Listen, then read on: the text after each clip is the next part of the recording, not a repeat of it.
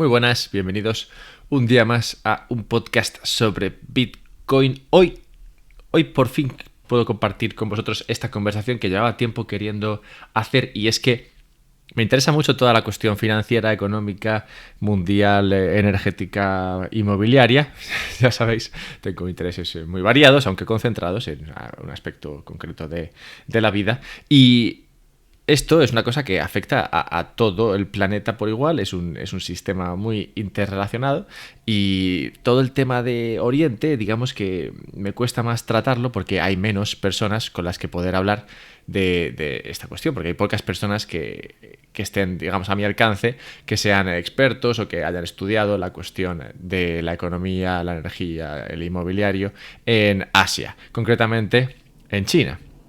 Pues China es un país enorme, muy importante en la historia de la humanidad en general, pero en particular ahora tiene un peso muy importante, como veremos prontamente con Daniel Fernández. Daniel ya estuvo en este podcast. Daniel, ya sabéis que tiene esta capacidad para decir muchas cosas muy rápidamente, pero no solamente dice cosas así paja, sin más, sino que mete mucha señal, que se dice, mucha señal y poco ruido, y además en muy poco espacio de tiempo. Aunque esto se nos ha ido a 2 horas, así que te puedes imaginar que, a pesar de estar muy condensado, la cantidad de información, pues sí, es enorme.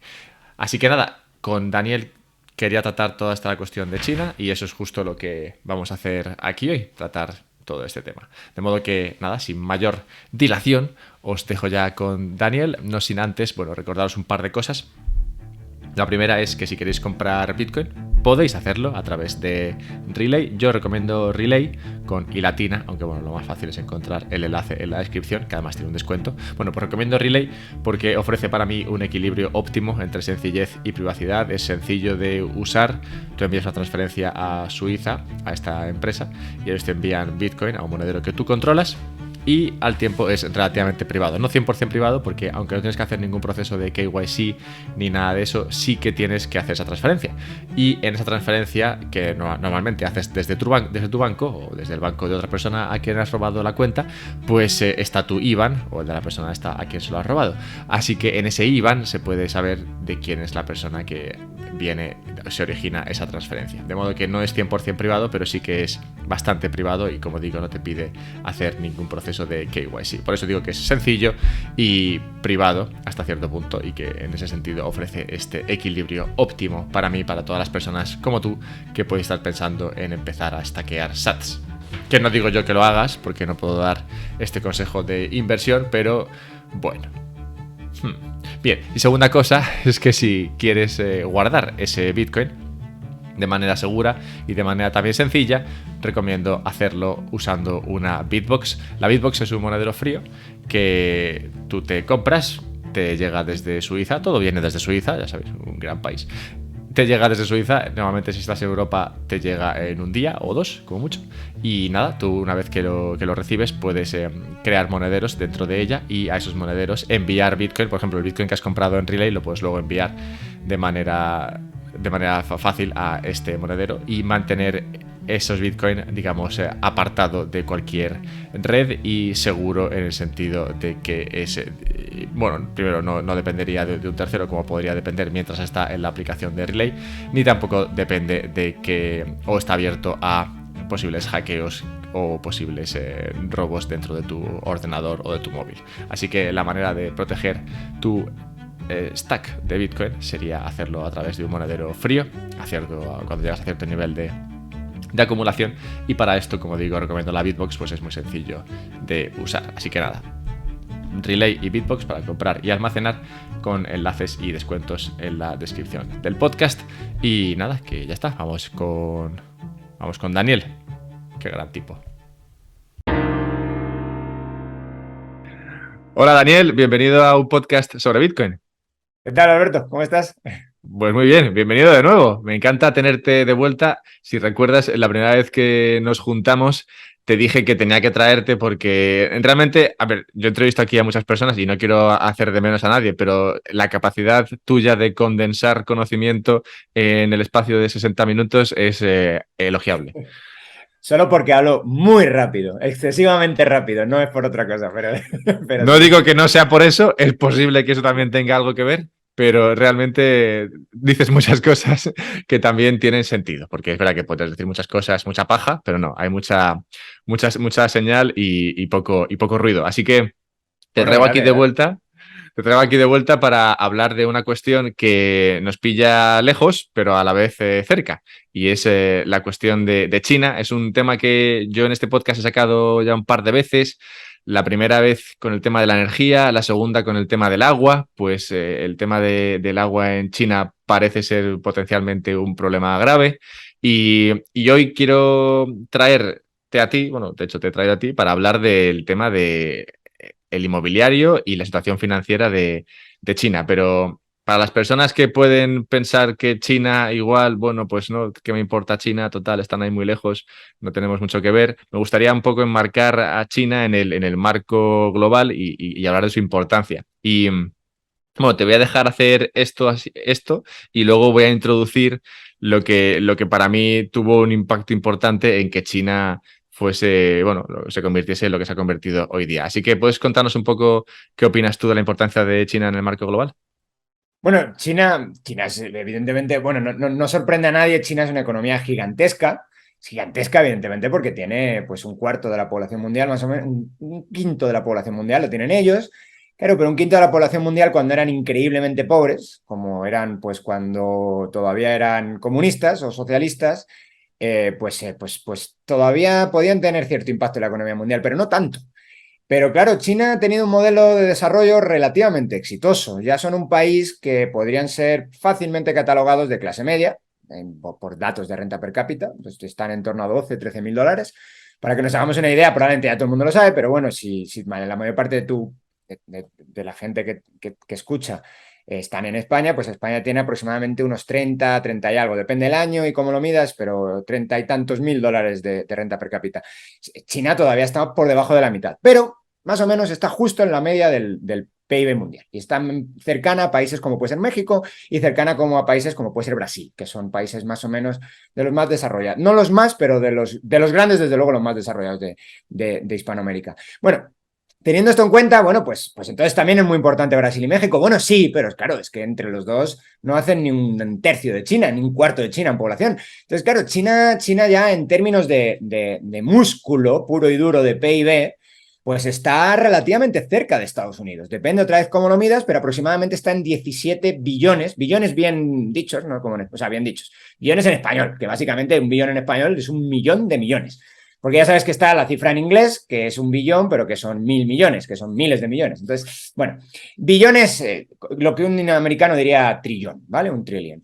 Pues son 17. ¿Y eso es mucho o es poco? Bueno, pues el PIB mundial son 80, 80 y algo. O sea, pues pesa, ¿eh? Pesa bastante. O sea, si se van eso, o sea, si se cae eso, evidentemente no se va a caer a la mitad tampoco, porque eso ya sería una catástrofe brutal, ¿no? Bueno, probablemente una guerra o algo así, probablemente lo que pasa en Ucrania es que el PIB de Ucrania se está cayendo a la mitad. Entonces, pues, que pase algo así a nivel China es impensable. Pero que haya una crisis y una recesión global, una recesión fuerte en China, sí puede arrastrar a otras economías. Ahora vamos a ver exactamente cómo y dónde y cómo pueden ir todas esas, ¿cómo decirlo?, todas esas conexiones de China. Pero en principio sí es muy importante. Y luego, pues eso es la segunda más importante. Estados Unidos es la primera, que aproximadamente debe estar en 25. De hecho, ya hay muchas estimaciones de cuándo va a alcanzar China y cuándo va a sobrepasar China a Estados Unidos. Depende a quién le escuche la proyección, te dicen en el 2025, en 2030, en 2000, pero nadie se va mucho más allá del 2030. También hay que recordar que se decía lo mismo de Japón y al final Japón nunca adelantó a Estados Unidos. Pero no quiero decir ni mucho menos que China esté en esa situación y a lo mejor si está o no está es algo que vamos a tener que ir desentrañando poquito a poco cuando vayamos dando todos los datos que quedan unos cuantos que dar, ¿eh? A mí me gusta ver esa comparación entre China y Estados Unidos porque es verdad que como europeos o españoles en este caso, sí que estamos más cerca de Estados Unidos, ¿no? Por el impacto de su cultura en la nuestra. Y hace unos meses hice un podcast que tuvo escaso éxito, creo que principalmente por el mal título que le puse, pero en ese podcast hablaba de la historia que dio lugar a la película de Pretty Woman. Y en esta película, bueno, la conoce todo el mundo, en esta película sale esta mujer que es prostituta que viene de una zona más central de Estados Unidos, que era una zona inicialmente industrial, y que conforme se perdió la industria en Estados Unidos, acabó en Los Ángeles, ¿no? Y esas zonas de costeras.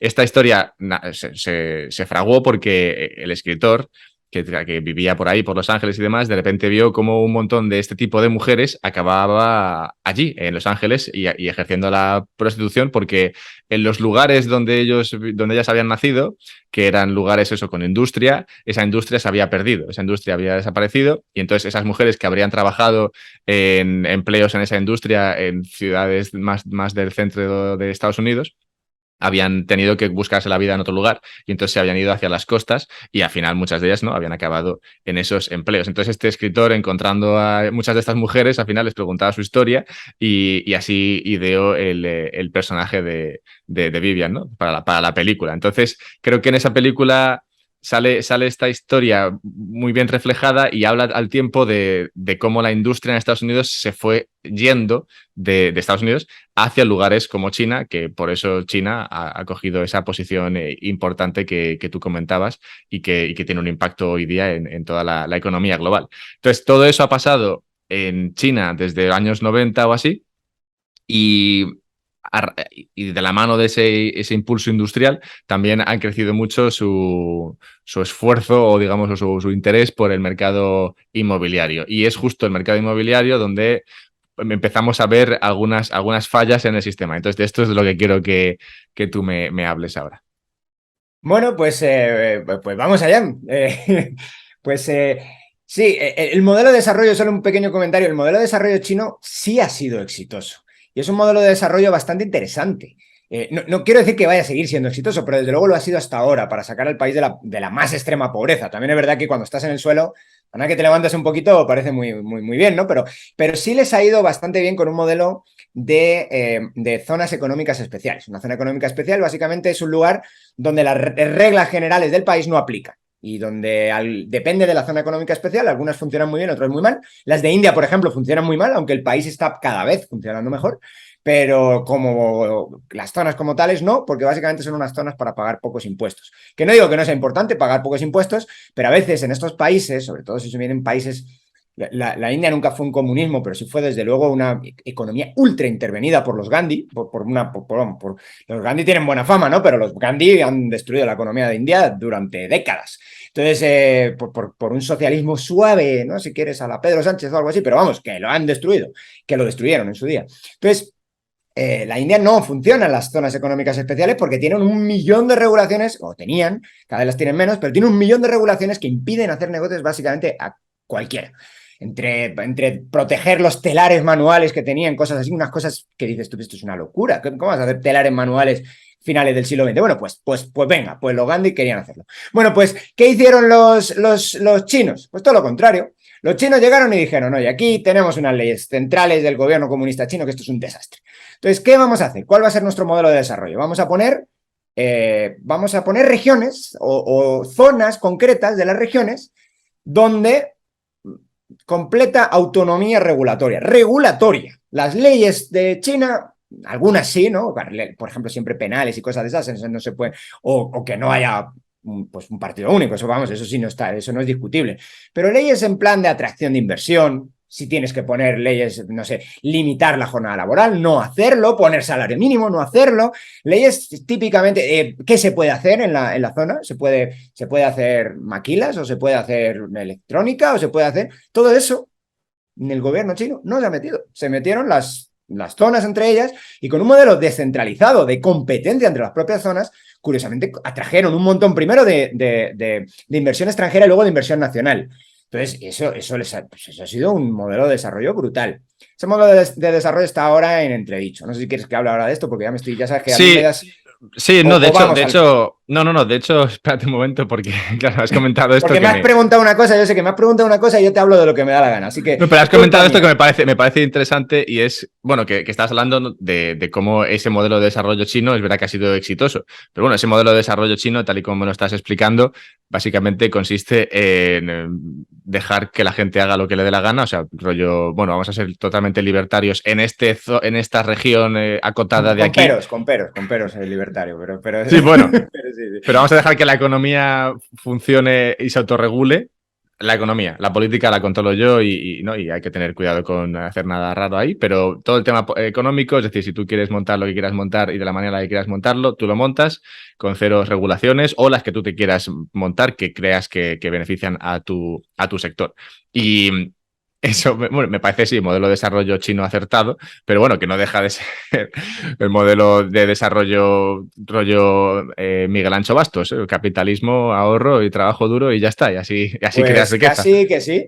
casi que sí, fíjate, casi que sí. Ese modelo está ahora en entredicho un poquito, no digo que esté en entredicho completamente, pero está cambiando poco a poco. Y básicamente es porque hay unas...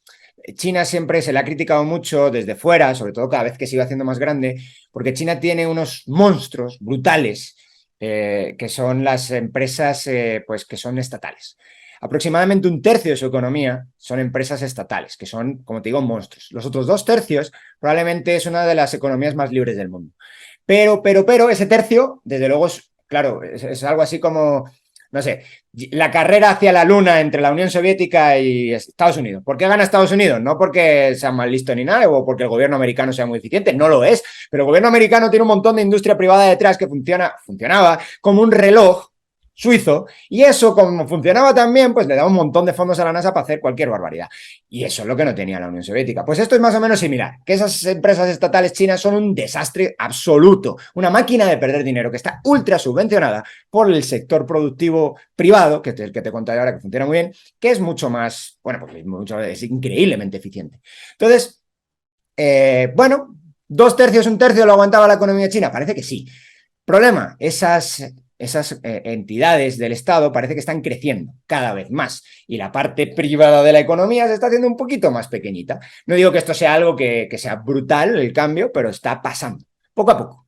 Y claro, eso pues evidentemente te lleva a ser un poco más pesimista estructuralmente con la economía china. Un poco más al menos. Entonces, Esas zonas, perdón, antes de seguir, esas zonas, esas zonas, ese tercio estatal también tiene sus sedes y también opera dentro de esas zonas económicas especiales. No, esas son empresas que esas sí están centralizadas, esas sí están manejadas por el Partido Comunista Chino, que por cierto, algunas de ellas están muy vinculadas o increíblemente vinculadas al sector inmobiliario. Así que mira, va a ser una buena introducción, así sin quererlo, una buena introducción a nuestra parte del sector inmobiliario. Por ejemplo, se quejan mucho, y esto es cierto, se quejan mucho de que básicamente ese sector está tan ultra subvencionado que el acero chino tiene quebrado al acero de todo el mundo. Es uno de los lugares donde primero quería poner barreras Trump, que las puso además, fue en el acero, porque ya venía molestando China desde hace años con unas subvenciones brutales al acero y que estaban quebrando. Yo no digo que tengas que poner barrera ni nada, de hecho yo no creo que eso sea una buena solución, pero quiero decir que tenían el argumento y era cierto de que tenían ultra subvencionada esto. Pues otra de ellas, por ejemplo, es el cemento. No, el cemento acero no te tengo que convencer mucho de que eso está ultra vinculado al sector inmobiliario chino. Y son las empresas que peor funcionan de todas. O sea, las empresas que peor funcionan son los lugares donde se ha ido fomentando la burbuja. No todas, porque los desarrolladores sí no son públicos, o no todos, pero las empresas proveedoras, muchas de ellas sí, que son estas empresas estatales monstruos chinos. He de decir que no me sorprende demasiado que sea que sean las empresas estatales centralizadas las que estén al final echando el resto de la economía hacia abajo, ¿no? Tirando de la economía hacia abajo, sí. Mientras que la privada dentro de las zonas más libres sea la que al final pague la fiesta de todo esto. Pero perdona, que es simplemente que no me sorprende. No, bueno, ya por fin he llegado a tu pregunta, como 20 minutos después he llegado a tu pregunta. Entonces ya podemos hablar del sector inmobiliario, qué ha pasado, cómo está, ¿no? Y cuál es la situación ahora mismo, si quieres, ¿no? Sí. Bueno, sí, y puedes empezar si quieres. Yo ya me hago director del podcast y hago aquí casi lo que me da la gana. Entonces... No, pero está bien. Se nota que también tienes el canal de YouTube tuyo en el cual operas, diriges, guionizas y todo. Y al fin no, pero ejecutas. Tú dime. Cuando me salga del tiesto, me pones. No, pero está bien. Si te parece, podemos encarar esto desde el punto. No sé si tienes información sobre esto, pero igual es un tema más político, pero ¿por qué se subvenciona tanto en un primer lugar, ¿no? todo ese sector del acero y del cemento? por qué se subvenciona tanto la construcción inmobiliaria y cómo llegamos ahora a esto. Ok, sobre todo se subvencionan los sectores proveedores que no necesariamente son porque eran o sea, no necesariamente era por subvencionar la vivienda, pero ahora voy a tocar porque creo que esto sí es una especulación, porque creo que sí, el Partido Comunista sí quería de alguna manera eso de vivir el sueño americano, ¿no? Todos con su vivienda y esas cosas. Pero el punto es que se consideran, yo creo que el punto principal no era ese, pero el punto principal es que se consideran industrias estratégicas. Usualmente la industria pesada se considera, otra vez, por temas de geopolítica sobre la que no tengo ni idea, pero se considera que es una especie de industria estratégica. Entonces, muchas veces caen bajo el paraguas del Estado porque se tiene que proteger, fomentar, no sé. Hay algunas teorías del desarrollo, de economías, vamos, sí, teorías del desarrollo dentro de la economía del desarrollo, que te dicen que hay industrias industrializantes. Esto suena, pues yo creo que una tontería como la copa de un pino, pero, por ejemplo, en los años 60 se decía, bueno, si tú tienes una industria fuerte, por ejemplo, en materiales base, pues eso va a ser una especie de cadenas hacia adelante, ¿no? Tienes una industria muy hacia atrás en el proceso productivo y va a fomentar, si tienes una buena industria ahí, muy potente, lo que sea, va a fomentar el resto de industrias. Me suena una típica idea política, sí. Típica idea de un político que no tiene ni puñetera idea de economía, efectivamente. Pero eso resulta que se metieron a economistas y hay toda una rama de la economía del desarrollo. Interesante, por otra parte, leerla, pero sobre todo leerla para saber cómo actúan esta gente, porque tienen esto en la cabeza. Entonces, muy posiblemente, esas son simplemente industrias que el gobierno chino considera importantes porque consideran pues que tienen que subvencionarla porque tener una buena industria del acero conlleva industrializar otras cosas. O, por ejemplo, para tener una buena industria militar o algo así, yo qué sé. Bueno, si ese es el punto, no quiero tampoco decir que no hayan querido fomentar la creación de vivienda. ¿Por qué? Porque, pues bueno, China, no tengo que convencer a nadie que China es una autocracia.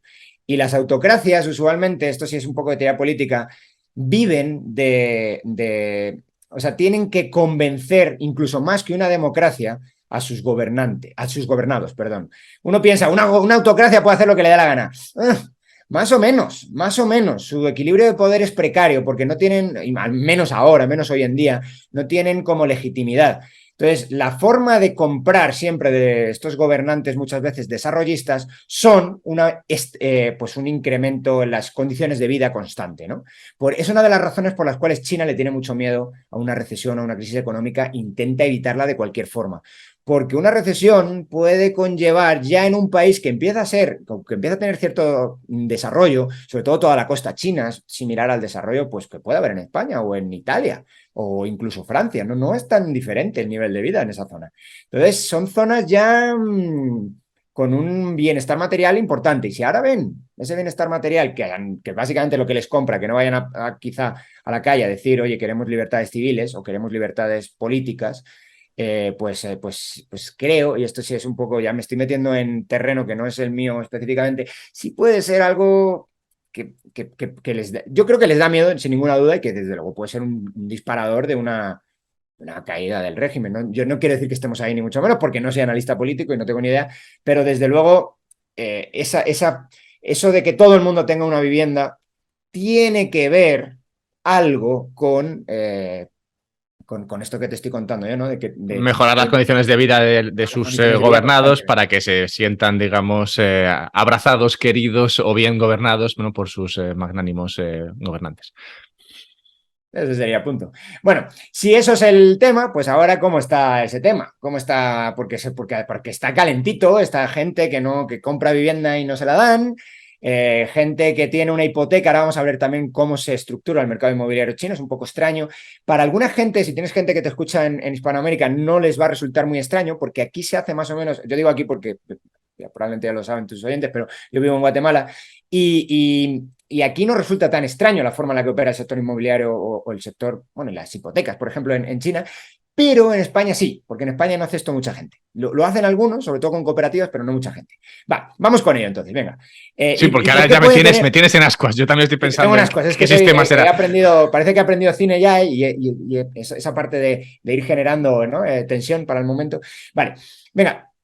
¿Cómo se compra vivienda en China? La vivienda en China se compra en planos, lo que tú dirías comprar en planos. ¿Qué significa comprar en planos? Pues básicamente, pues vas al desarrollador, al promotor, perdón, en español, vas al promotor inmobiliario y le dices, pues a ver, ¿qué tienes para venderme? Y él no tiene para venderte nada. Lo que tiene para venderte es un plano y un proyecto. Lo que tiene para venderte es algo que con suerte lo vas a tener dentro de un par de años, quizá 3 años, que es más o menos, dependiendo del tipo de desarrollo inmobiliario, pero más o menos lo que tarda pues un edificio en construirse. Bueno, dentro de 2 o 3 años, pero lo tienes que pagar hoy, al menos una parte bastante importante hoy. Por lo tanto, la gente pide hipotecas bastante tiempo antes, en China, de que se compre la vivienda, de que reciban la vivienda. Y esto es importante para analizar luego la estabilidad del sector financiero, porque la gente está pagando hipotecas de viviendas que no tiene, pero si tiene la expectativa de que esa vivienda llega, no hay problema. El problema va a llegar, y ahora lo vamos a ver en detalle, cuando la vivienda no llega o hay una sospecha de que podría no llegar, o algo que está haciendo mucha gente, que es básicamente irse a ver cómo están las obras de su vivienda y no están, o no está, o está parado, o empezaron, pero pusieron ahí 4 cosas y no hay nadie trabajando allí. Entonces la gente, evidentemente, se asusta bastante. Y cuando se asusta bastante, se empieza a enfadar, empiezan a hablar entre ellos y dicen, se acabó, aquí ya no voy a pagar más la hipoteca. Y hay ya un movimiento en Internet que está molestando bastante, evidentemente, al gobierno chino. Ahora vas a saber por qué se puede saber que está molestando al gobierno chino, pero básicamente porque les utilizan el pase COVID para restringir la movilidad. Cuando saben que se van a reunir en cualquier lado, les sale a todos el pase COVID rojo, no pueden montarte en el autobús, no puedes ir a ningún lado. Entonces, ahí sabes que les están molestando. Bueno, entonces, vale. Entonces estos tipos ya se reúnen y dicen, aquí se acabó, ya no se paga la hipoteca. Entonces, todavía esto es un movimiento muy incipiente, quizá no llega más, pero está empezando. Y eso es el problema y eso es quizás pues es pues el inicio de lo que podría ser. No quiero decir que vaya a ser, porque ya sabes que los economistas no nos queremos mojar nunca demasiado, aunque yo soy de los que me mojo bastante, de lo que podría ser pues el pinchazo de la burbuja. Y hay más indicadores que podrían indicar el pinchazo de la burbuja. Este es quizás anecdótico, ¿no? ¿Cuánta gente ha dejado de pagar la hipoteca? Probablemente no es ni el 0 o 1%, ni menos que eso. Pero que ya se estén reuniendo, que ya estén cabreados, que ya estén hablando entre ellos, estén diciendo... No sé yo, ¿eh? No sé yo si voy a tener la vivienda nunca. Y eso es lo que no entiende a veces no entendemos desde países que opera el mercado inmobiliario diferente. ¿Por qué de repente dejan de pagar la hipoteca? Porque si uno en España deja de pagar la hipoteca, pues a lo mejor es porque no puede, pero está viviendo en la casa la mayor parte. Claro, ¿por qué dejaréis de pagar una hipoteca? Bueno, pues, ¿y por qué no se construyan vivienda? ¿A mí qué me importa que no se construya vivienda? Bueno, pues sí te importa, porque la has pagado antes. Ese es el tema, y es uno de los temas que sí cambia mucho en comparación con pues lo que podríamos entender, por ejemplo, en España, cómo funciona el sector inmobiliario. Bueno, más cositas, que tengo un montón de cosas que Sí, contarte hoy, y Alberto. si una de ellas es ¿por qué no se acaban esas casas? También la puedes Mejor, introducir. vale, venga, guay. Venga, pues, ¿por qué no se acaban las casas? Vale. Vamos entonces a hablar algo esto se dice, nadie sabe, bueno, más o menos sí se puede saber, pero el gobierno chino estaba preocupado porque había una burbuja. Y había muchos indicadores de burbuja. No de que estaba estallando la burbuja, pero sí de que había burbuja. Indicadores como pueden ser indicadores financieros tradicionales. No sé si quieres que vaya en detalle con esos indicadores o voy al punto ahora y luego vamos al detalle de los indicadores. Como me da Dirígete. la gana. ¿Qué? Como Dirígete yo a ti quiera. mismo. Vale. Bueno, gobierno chino, 2020, finales 2021, llega y dice, tenemos un jaleo aquí que no veas. Ellos básicamente se proponen en sus planes quinquenales, por ejemplo, se proponen que quieren ser una potencia exportadora de tecnología, ¿no? Y más o menos algo de tecnología en algunos sitios sí lo hacen, ¿eh? Por ejemplo, pues, Shanghái o Shenzhen sí son lugares pues, más o menos punteros, pero quieren hacerlo más, no es suficiente. Entonces empiezan a ver y empiezan a decir, bueno, pero eh, ¿en qué está desarrollándose la economía ahora, ¿no? Entonces empiezan a ver y empiezan a ver, yo sí necesito aquí, porque no me sé de memoria todas las cifras, ¿no? Pero tengo aquí cuánto se dedicaba en China, del PIB de China, cuánto se dedicaba en los últimos años a la construcción. Y ahora lo vamos a comparar con algunos otros países en momentos complicados. En China se estaba dedicando aproximadamente el 30% del PIB a la construcción y real estate, ¿no? Actividades inmobiliarias en general. Y construcción y actividades inmobiliarias, por decirlo bien. ¿Y es el 30% mucho o poco? Oye, pues así, de buenas a primeras, si uno no sabe nada, dice, hombre, 30%, un tercio de la economía, no está mal, ¿eh? No está nada mal, pero bueno, ¿cuánto es? ¿Es demasiado o no? Bueno, para que te hagas una idea, en España más o menos en estos años ha estado en torno al 18-19. En estos años, ahora vamos a ver más cositas, ¿vale? En Estados Unidos está en torno al 17. En Holanda está en torno al 13. ¿No? Y en Irlanda en torno al 10. Para que te hagas una idea, más o menos. Y ¿cuánto estuvo? Más importante todavía. ¿Cuánto estuvo en España? En En los el 2007. momentos complicaditos, en 2006, 2007. Pues en España tocó pico, en 2006 tocó pico. Cuando digo tocó pico es que solo llegó un año a esta cifra, al 29. Sorpresa, ¿eh? 29, que es donde estaba en China. Es decir, nosotros tenemos el mayor burbujoncio que ha sufrido España nunca. No quiero decir la mayor crisis, porque ha habido guerras más complicadas y eso, pero desde luego crisis no provocadas por una guerra, creo que no sé si ha habido alguna más fuerte en España, al menos de la España de los últimos 2 siglos. 29%, un año. En 2005, que todo el mundo más o menos podría entender que eso estaba ya bastante calentita la cosa, 27. 2004, 24. Un año solamente tocó las cifras de China. China está estable ahí arriba, como si no pasara nada, en el 30 y tantos por ciento. En Estados Unidos, que también hubo un burbujoncio importante, en el momento peor, en el que fue también 2005, ellos tocaron Sí. pico, fue el 19%. Es verdad que Estados Unidos como país quizá no tenía una burbuja en todo el país. Estados Unidos, no como, o sea, probablemente la burbuja en España, relativamente a lo que es España, fue mucho más fuerte. En Estados Unidos la burbuja muy fuerte, probablemente tan fuerte como la de España, fue en Florida, en California, y esos sitios, y así la información no la tengo desagregada, aunque no debe ser imposible conseguirla, pero me imagino que muy probablemente eran cercanos también al 30%, como en España seguramente. Bueno, entonces, ya eso asusta.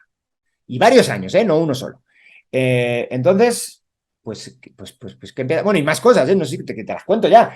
Riqueza de los hogares. ¿Dónde está la riqueza de los hogares en China? El 76% metida en el inmobiliario. Claro, esto desata, esto, si empieza a caer mucho ese mercado, puede desatar una revolución. Esto La gente significa tiene... que el 76% del ahorro de los chinos está en la casa, básicamente, en el ladrillo. Sí, y esto es algo, no en la casa, ahora vamos a ver que en varias casas, porque eso también es un indicador complicadito. Pero ahora vamos a ir desengranando esto. 76% es una burrada. En Japón, que se supone que es bastante alto, también es 41. En Estados Unidos, 27. Entonces es una burrada, es una barbaridad. En España no es tanto, y eso que en España también somos mucho de tener vivienda en propiedad. Pero mira dónde está metida la riqueza. Y tenemos que recordar que es una, por cierto, eso sí es algo muy bastante positivo. La economía china no debe ser la primera, pero me he quedado parado. Sí, no debe ser la Perdón, primera, perdón. pero sí. Debe ser la primera en ahorro del mundo. Si no es la primera, debe haber alguna isla por ahí pequeña, también en Asia probablemente, que es más alta que ella. Pero así de economías grandes, importantes, oye, que ahorran casi la mitad de lo que ingresan. Y de la mitad de lo que ingresan, que lo ahorran, que es un esfuerzo fuerte, 3/4 partes de eso se va a la vivienda. Cuidado, ¿eh? O sea, cuidado con las ramificaciones Sí, que podría tener porque esto a nivel social. esto habla un poco de... Yo sigo un blog que se llama Sinosism, de un tío que, bueno, pues que habla de China. Y, y claro, un tema que sale muy a menudo es la falta de demanda interna de China, que prácticamente, bueno, no digo que sea inexistente, pero que casi toda digamos, la producción y la actividad económica que hace China es de puertas afuera y que la demanda interna está débil y cada vez más débil.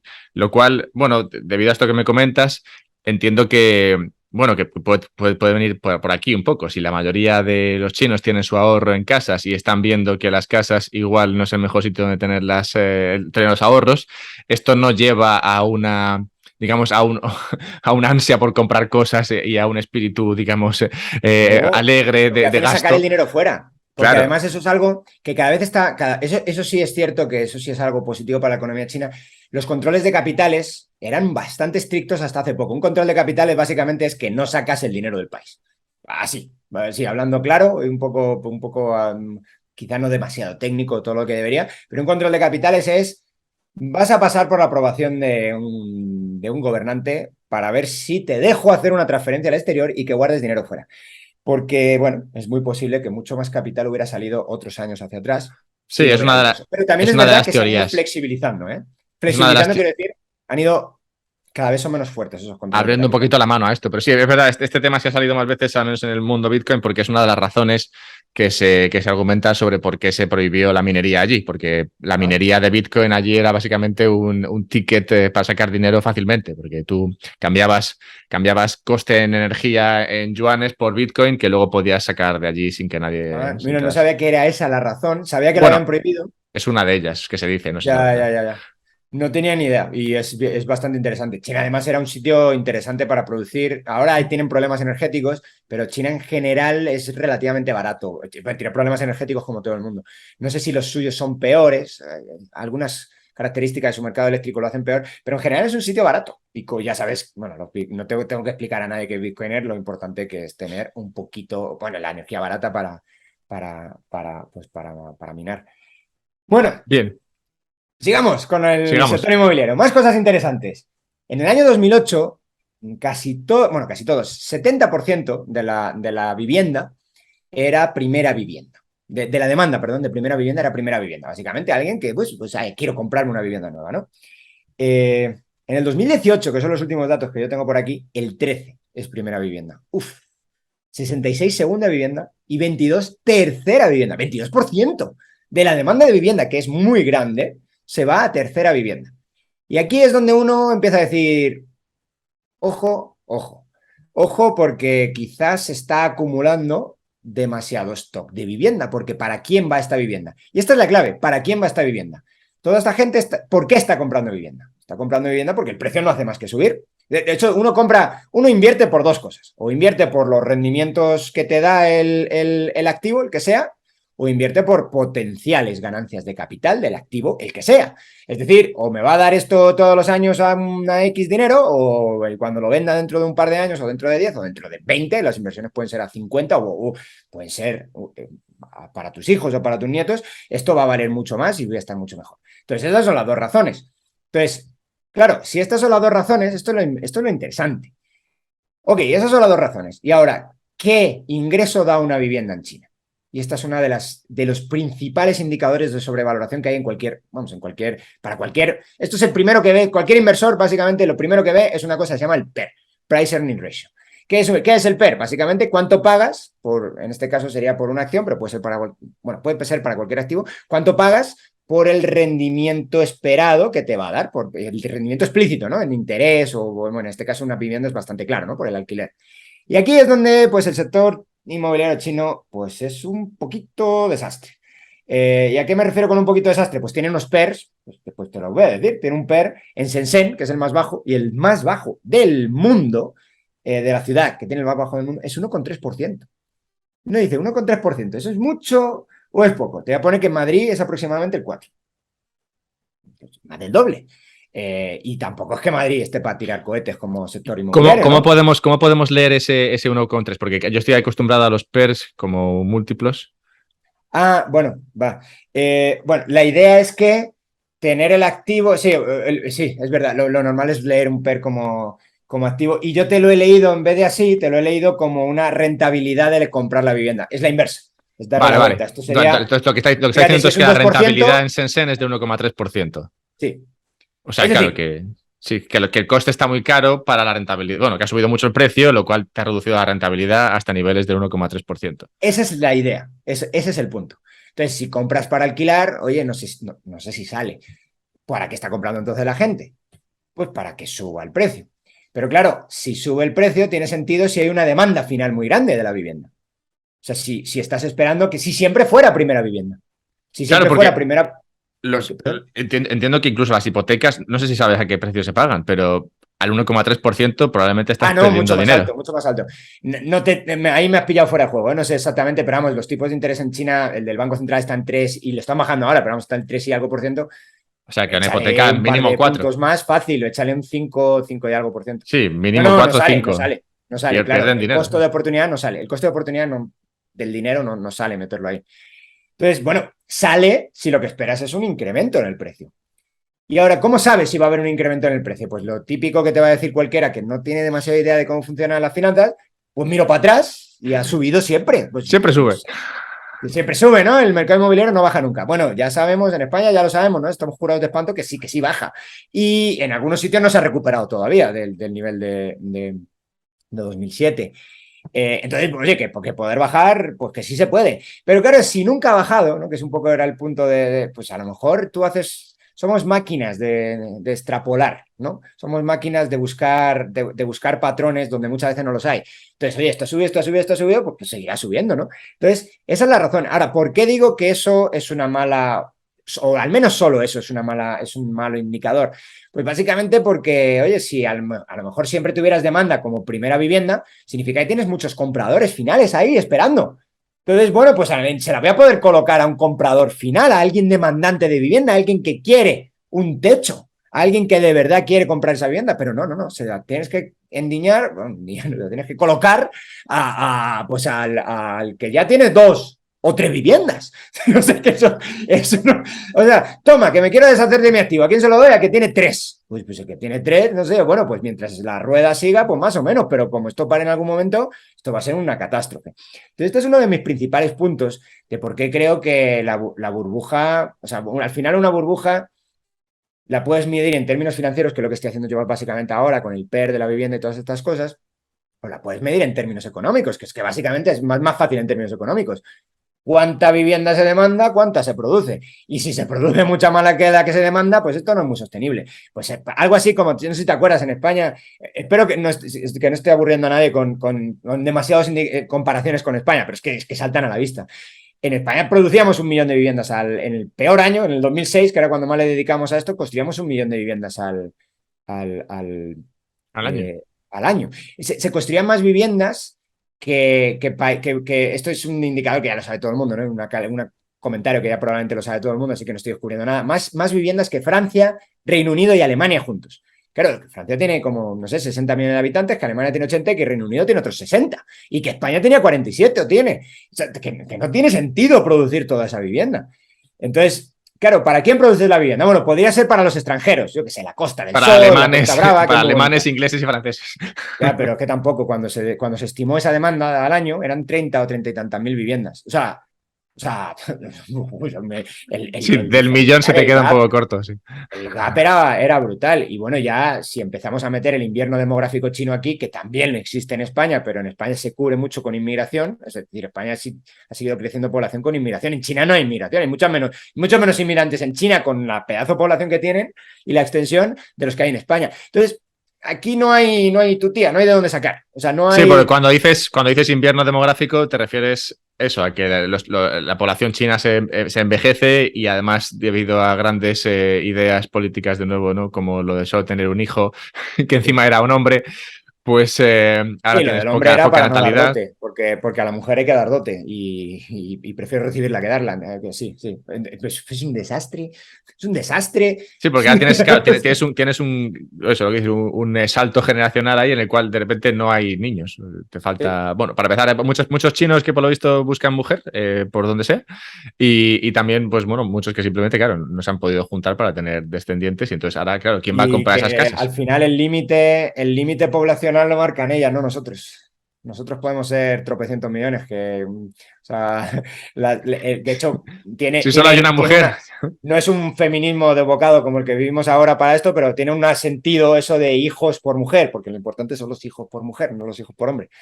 Al final se entiende que más o menos el ratio sería similar, pero es que son ellas las que marcan el límite reproductivo de la siguiente generación. Por lo tanto, no solamente es que se haya encargado esta o que vaya a empezar a caer esta, es que para la siguiente, pues esto tiene efectos probablemente en cadena para muchos años en adelante. Pero bueno, el invierno demográfico es algo que vamos a sufrir todos, ¿eh? En general casi todos los países. El caso de China es especialmente complicado porque se dice, yo creo que con cierta, aunque es un poco ya, casi se ha convertido ya en una frase hecha, pero son pobres antes que ricos. Cuando tú eres muy rico, oye, pues a lo mejor, pues sí molesta mucho tener que pagar la mitad de tu sueldo, pero en cotizaciones sociales, pero al menos te queda dinero para todo lo demás. Cuando todavía no eres rico, pues quitarte la mitad de lo que ganas es mucho más doloroso que si eres muy rico. No quiero decir que España, desde luego, tampoco lo es un país muy rico, pero vamos, ya te he dado antes los datos, más del doble en términos de renta per cápita que China. Entonces, bueno, estos son problemas, estos ya no son problemas concretos del mercado inmobiliario, son problemas en general para el futuro de la economía china, en general para el futuro de muchas economías también, ¿eh? No solo el de la China, Sí, y pero, que pero bueno. podríamos, si quieres, enganchar el impacto que puede tener esa posible pinchazo de la burbuja inmobiliaria en el mundo bueno, en el sector financiero chino y luego ya, bueno, ya podemos pasar al tema global. Venga, pues vamos con ello. Entonces, ya más o menos hemos dejado establecido con algunos ratios, tenía por ahí incluso más cosas, pero no, ya creo que he convencido, ¿no? Burbuja hay. Ahora bien, la pregunta es cómo de profunda, cómo de grave y hacia dónde y si se puede controlar. Porque, bueno, controlar en economía no se puede hacer nada, pero si es más o menos pequeña, pues no hace mucho daño, ¿no? Pero si empieza a ser demasiado grande, pues oye, esto sí puede tener repercusiones por todos lados. Y más las finanzas modernas son complicadas porque están ultra apalancadas. Básicamente, ¿qué significa ultra apalancados? Operas con un capital mínimo y el resto con lo que operas es con deuda. Entonces, a nada que pues tu posición de tu activo cae un poquito, es decir, si tengo un montón de viviendas o soy un desarrollador y tengo viviendas que no puedo vender o que tengo que vender un 20% más baratos y mi capital es menos de un 20%, esto es una, una sobresimplificación, ¿vale? Pero si mi capital es de un 20%, pues de menos de un 20%, pues estoy quebrado. ¿Y qué significa estar quebrado? Algunos de mis deudores no van a cobrar. Claro, pero esto es un problemón, porque si algunos de mis deudores no cobran, y yo también los deudores también están ultra apalancados, les hago un agujero en su balance. Básicamente, tú no vas a poder cobrar tanto. Si te hago un agujero en tu balance que supere a tu capital, y es fácil que lo supere porque otra vez las finanzas modernas están ultra apalancadas, es muy fácil que tú quiebres también, que tengas patrimonio negativo, que quiebres y que le traspases el agujero a otro agente económico, a otro banco de inversión, fondo de no sé qué.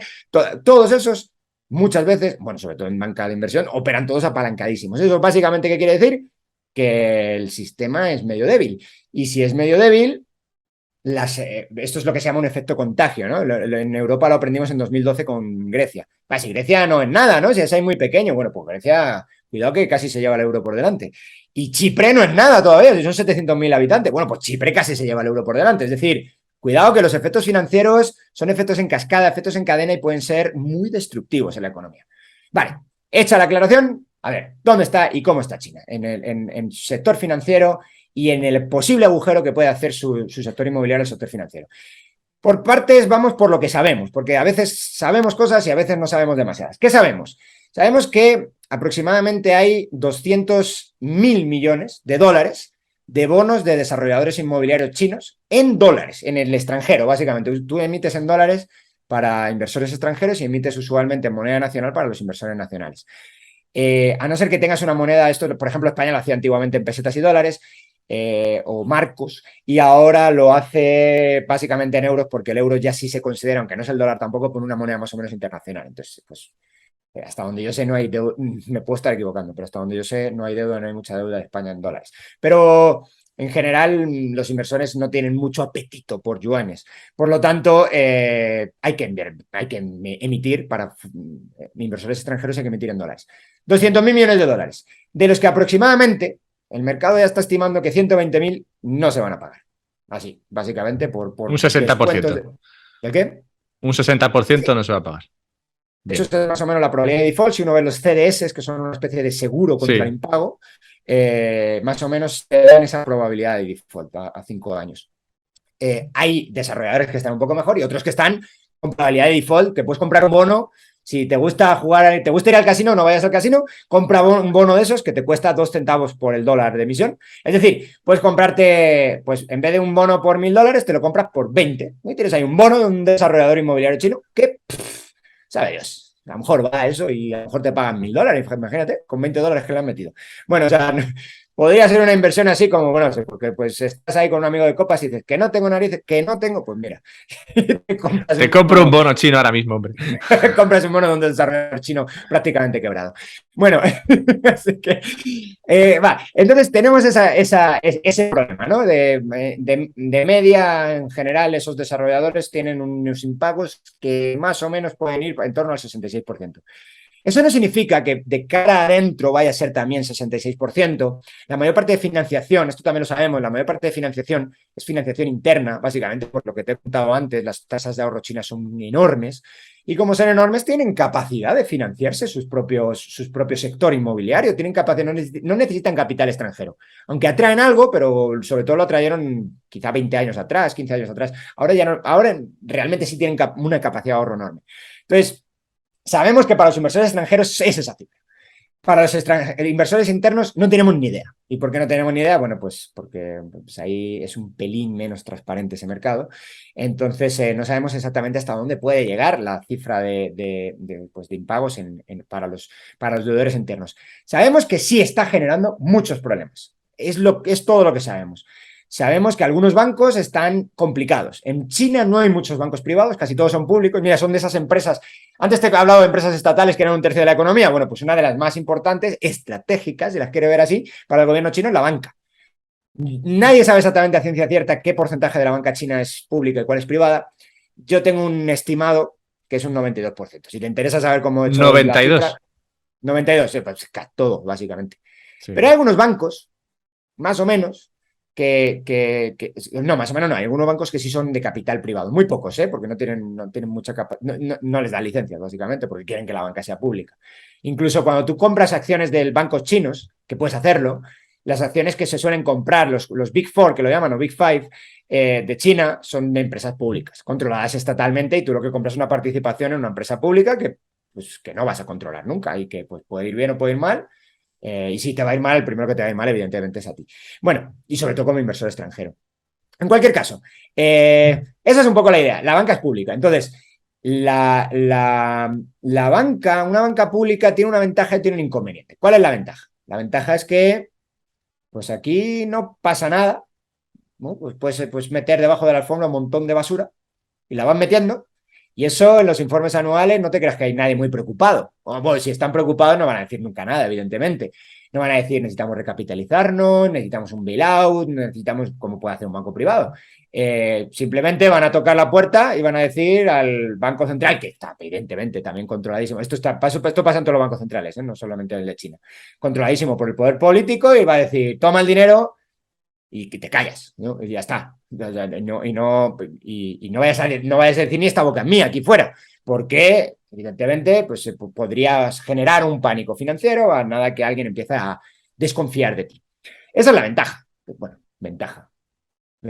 Llamémoslo ventaja dentro del enorme cúmulo de desventajas que tiene tener una banca pública. Como por ejemplo fomentar una burbuja inmobiliaria. Pero esa es la ventaja en el que no se nota. Vale, pero ¿cómo están los bancos, los pocos bancos privados que sabemos que hay? Los más grandes lo están pasando muy mal. Uno de ellos ya tuvo que pedir ayuda, básicamente. Y los otros están cayendo las cotizaciones bursátiles del entorno del 40% en un año, en este año, vamos, en 2022. Es decir, están en aprietos. Están en aprietos graves y ya hemos tenido alguna especie también de conato de corrida bancaria en China, que parece que eso de las corridas bancarias iba a ser cosa del pasado, ¿no? De ver vídeos de los años 30 en Estados Unidos. Bueno, pues no. Resulta que, otra vez, es algo todavía que puede ser solamente el inicio de, quizás se queda en eso y no se queda en nada, pero ya hay 3 bancos regionales de dos provincias internas que también son dos que se han desarrollado bastante en los últimos años, pero que no están desarrolladas como la costa china, que han dicho que no pagan a los depositantes, que no pagan ni un centavo. Y por cierto, también han utilizado el pase COVID para, ¡bum!, cada vez que iban a la puerta del banco con la corrida bancaria, cataclac, pase COVID rojo. Aquí no sales de casa. Pase COVID es una maravilla. Bueno. Sí, de hecho, eso de las corridas bancarias, justo lo vimos en un directo mío, uno de esos tweets, que sí que se veía gente que imagino que igual se había saltado el control o bueno, simplemente todavía no se habían evitado salir de casa y estaban sí en la puerta del banco, ¿no? Pero típico, oye, dame mi dinero. Y luego de repente aparecían unos tanques del ejército chino ahí como controlando el tema, digo, un tanque ahí en mitad de la calle, digo, bueno. Sí, yo comenté un vídeo también, pero claro, lo comenté antes de que yo no sabía que habían aparecido tanques. Pero, claro, pues es que bueno, esas son las cosas que a veces nos cuesta entender de China, ¿no? Que te manden un tanque a un banco. Bueno, pues te mandan un tanque a un banco, claro, el banco público. Bueno, ¿El banco qué hizo? ¿El banco qué justificación pusieron? La primera justificación que pusieron fue problemas técnicos. No puedes sacar el dinero porque hay problemas técnicos. Claro, los problemas técnicos al tercer día, joder, ya los has arreglado. ¿No? Una semana te mosqueas y a las 2 semanas estás muy nervioso. Y después de eso, más o menos lo que dijeron es, este banco ha cometido irregularidades. Y posiblemente es verdad que las haya cometido. Entonces, los bancos en China, esto es algo que no he comentado, pero los bancos en China, la mayor parte, son regionales. ¿A qué me refiero con regionales? Antes te he comentado eso de que las regiones tienen mucha capacidad administrativa y mucha descentralización, ¿no? Pues los bancos, aunque son bancos públicos vinculados a las regiones. Entonces, esos bancos eh, eh, han estado muy, muy vinculados. Ahora para que veas también la particularidad del sector inmobiliario chino y también la culpa que tiene el sector público en ello, ¿no? Estos bancos regionales, que son públicos chinos, tenían todo el incentivo del mundo a introducirse en el mercado inmobiliario. ¿Por qué? Porque la mayor parte del sector inmobiliario, de los ingresos de las regiones chinas están vinculados a las ventas de suelo, que no son ventas, son leasing. El otro día aprendí que eran 70 años, resulta que yo pensé que eran 80, pero lo habían cambiado hace poco, por 70 años, porque en China no tienes propiedad privada de tu apartamento, tienes un leasing por 70 años, te dan la tierra por 70 años y luego ya la tienes que devolver, eso no es tuyo.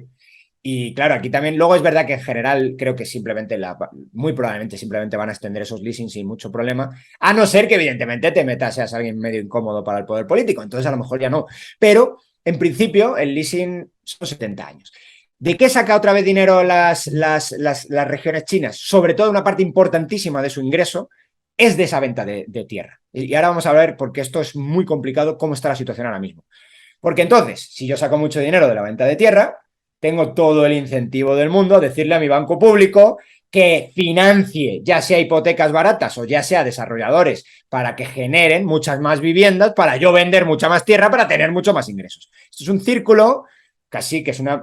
A la gente habla de tormentas perfectas, ¿no? Es que las tormentas las has generado tú. O sea, esto no es la tormenta, lo ha hecho el clima por su parte o tú has puesto todo lo posible porque aparezca la tormenta. Bueno, pues es que las regiones chinas han hecho todo lo posible porque aparezca esta tormenta porque durante muchos años ha funcionado increíblemente bien para sus cuentas públicas.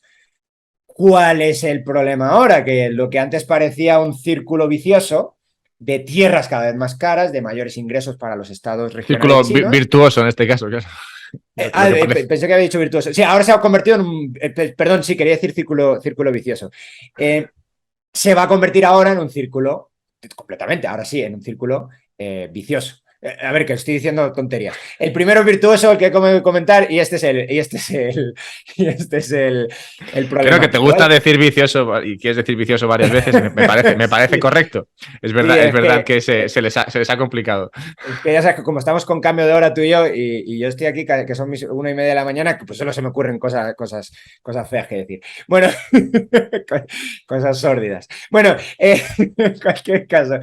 Pues entonces, como digo, ¿en qué se está convirtiendo esto? Bueno, pues estos bancos que han dejado de pagar, resulta que podrían recibir quizá un bailout del sector público. Oye, que el sector público lo rescate, ¿no? Como se hizo en España, si no es el sector, en España se hizo en parte el sector público nosotros y en parte Europa.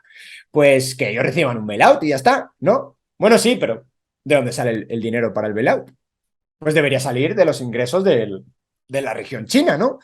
Y si la región china ha dejado de vender tierra porque se ha parado el sector inmobiliario, ¿de dónde saca ingresos? Las regiones chinas están con el agua al cuello. ¿Por qué? Porque las ventas por leasing, vamos, los ingresos por venta de leasing, por leasing de terrenos, se les han ido al suelo. Entonces, ¿cómo van a rescatar a ese sector público? A ese banco regional.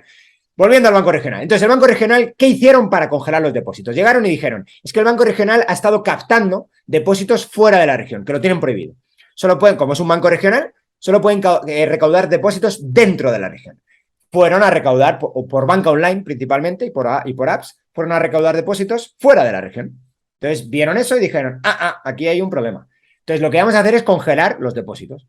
Y uno puede decir, mira, yo no creo que esto sea una buena idea, que reciban depósitos donde les dé la gana, pero bueno, han operado mal, así que pues ahora que se atengan a las consecuencias. O han operado contra las reglas. Pues entonces uno puede entender, ¿no? Puede no compartir, pero puede entender que les pase esto. Bueno, vale, pero hazlo con los depósitos esos. Es que lo hicieron con todos los depósitos del banco. No, y aparte que es castigar, o sea, aquí deberías castigar al banco, no al que ha depositado dinero en el Además, banco. eso, ¿qué culpa tiene el pobre depositante? Efectivamente, pero bueno, se congela por la estabilidad del banco lo que te da a ti la gana. Bueno, pero congela los depósitos porque a lo mejor, yo qué sé, la gente más o menos debería saber que no puede hacer eso. Yo qué sé, lo típico de que, bueno, típico, un precepto del derecho romano de no saber la ley no Conocer la exime ley, sí. de su cumplimiento, ¿no? Que tiene sentido cuando las leyes son pocas, claro. Tienes un BOE de 10.000 páginas que, pues, ¿cómo que me voy a leer 10.000 páginas de BOE al año? Bueno, eso tenía sentido en tiempos del Imperio Romano, ahora no. Sí. Bueno, el caso es que entonces la gente podría tener la culpa. Bueno, pero está bien, pero esos depósitos, coge esos depósitos y los congela, no todos, congelaron todos los depósitos de los bancos. Oye, ¿y por qué haces eso? Pues eso típicamente eso es unas vacaciones bancarias, es una corrida bancaria y unas vacaciones bancarias. ¿Por qué haces una vacación bancaria? Porque bueno, un banco al final es un comerciante de créditos. Un banco pide prestado dinero, que son depósitos. Ya, hay gente que dice que el depósito no es un préstamo, disquisiciones teóricas para otro día. Agarra, coge, pide prestado dinero y presta dinero. Básicamente. ¿A quién se lo presta? Pues se lo presta a gente que tiene hipotecas que no le paga y se lo presta a gente que tiene desarrollos inmobiliarios que no le pagan. Pues si a ti no te pagan, tú tampoco puedes pagar. Básicamente, eso es un banco, así funciona un banco. A ti no te pagan, tú no pagas. Hay 1000 detalles sobre esto y ya sabes Sí, que pero bueno, que no me básicamente gusta lo congelan porque no tienen para devolvérselo a sus depositantes y ya está. por lo que se ha congelado las cuentas toda la vida a los bancos. Vale, entonces, ¿cómo de importante es esto? Pues es muy poco importante. Yo le hice el cálculo por ahí y no sé si me salían tantos ceros, 0,00 de todos los depósitos de China, eran 1.500 millones de dólares. Eso es mucho, es poco, pero no es nada.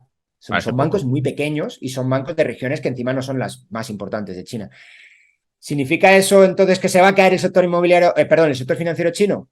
No, no o no necesariamente. Significa que ya hay ruido y significa que hay suficientes motivos, que son todos los que estamos explicando en el podcast, para suponer que la burbuja, todavía no te he contado por qué está explotando la burbuja inmobiliaria, para suponer que hay una burbuja inmobiliaria y para suponer que esa burbuja inmobiliaria puede estar afectando mucho al sector financiero y que además el Estado regional no tiene capacidad de rescatarlo. Que si lo rescata alguien va a tener que ser el Estado Nacional y ahora veremos también cómo están las cuentas del Estado Claro, Nacional. habría que ver si esto, digamos, que es como el canario en la mina de carbón, ¿no? Si esos bancos pequeños y regionales estaban peor capitalizados y por eso, o simplemente son más pequeños, ¿no? Y tienen menos capital, y por eso salta en ellos antes este problema, y luego es algo que se pueda extender a otros. Imagino que esto es un poco lo que puedes comentar.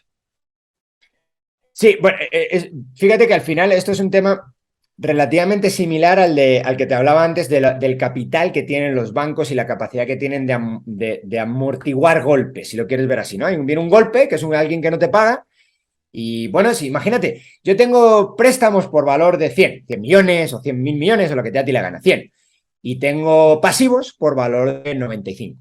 Bueno, pues tengo 5 ahí para aguantar choques. ¿Qué significa aguantar choques? Pues que si de esos 100 uno no me paga, pues oye, no me pongo muy contento, sinceramente, porque ese dinero pues lo pierdo. Pero puedo seguir operando. Tengo 4. Y si no me paga el siguiente, pues empieza a estar complicadito. De hecho, esto ya empieza a sonar, en el sector financiero esto ya empieza a sonar alarmas. Estos son lo que se hablan, por ejemplo, los stress test. ¿Te acuerdas de esos que se pusieron de moda Sí. hace no tanto tiempo? ¿Qué es un stress test? Decirte ¿Cuánto aguantas? qué tienes Sí. en el activo, qué tienes en el pasivo, qué tienes de capital y qué pasa, se llama estrés, porque qué pasa si de repente cae un 10% tu activo, qué pasa si se cae el mercado inmobiliario. Y se hacen test y dicen, bueno, pues el precio caería esto y yo quiebro o no quiebro. Entonces, claro, cuando ya empieza a pasar esto, como los bancos tienen... Hay gente que piensa que las finanzas son desreguladas, debe ser el sector más regulado del mundo. O no sé, ahí con las farmacéuticas están ahí peleando, a ver quiénes están más regulados. Pues tienes que reportar estas cosas. Y cuando las reportas, rápidamente, ¡boom! Señal roja. En todo el mundo, señal roja, porque hay un sector privado que, aunque esté ultra regulado, por lo menos es medio transparente. Aquí, pues supongo que tendrán una señal roja en un despachito y les dirán, oye, ¿qué pasa? Pero en el despachito, porque sí tienen obligación de estar reportando constantemente esto. Pero claro, si se te sigue cayendo, 2, 1, llega un momento que estás con capital negativo. Y estar con capital negativo es una definición financiera de quiebra, básicamente estás quebrado. No solamente es que no tengas dinero metido en la empresa, sino que le debes dinero a la empresa. Como no se puede deber dinero a la... Bueno, se puede de alguna manera si levantas el velo societario, pero como las empresas son de responsabilidad limitada, pues al final significa que alguien va a perder de todos los que te han dejado a ti dinero, alguien se va a quedar sin cobrar. Si eso encima se empieza a poner cada vez peor, puedes empezar a tener lo que se llama un problema de liquidez en un banco, que es básicamente, oye, ya no es que no pueda, que tenga capital negativo, que a lo mejor puedo operar un tiempo si aquí nadie se da cuenta, sino que cuando voy a hacer pagos, cuando viene la gente a por sus depósitos, pues no tengo. Entonces Claro que puedes esto estar es... ahí en ese capital negativo un tiempo sin que no pase nada, sin que pase nada, esperando a que se recupere la situación, que esos que te deben al final te paguen, pero si empiezas a tener que devolver dinero y no lo tienes, entonces es cuando salta la liebre. Claro, bueno, y es que claro, ahora la situación está especialmente complicada por lo que te he contado antes, ¿no? Porque ya hay asociaciones de gente que se une para decir, no pago la hipoteca. Entonces, eso ya todo el mundo de alguna manera entiende, quizá no de forma muy técnica, pero sí entiende que si tú no pagas al banco, el pago del banco no te paga a ti. Y entonces es cuando todo el mundo, como eso de que ahora sabemos que el rey está desnudo, ¿no? Cayó la marea y ahora el rey está desnudo, porque todo el mundo va a decir, cuidado.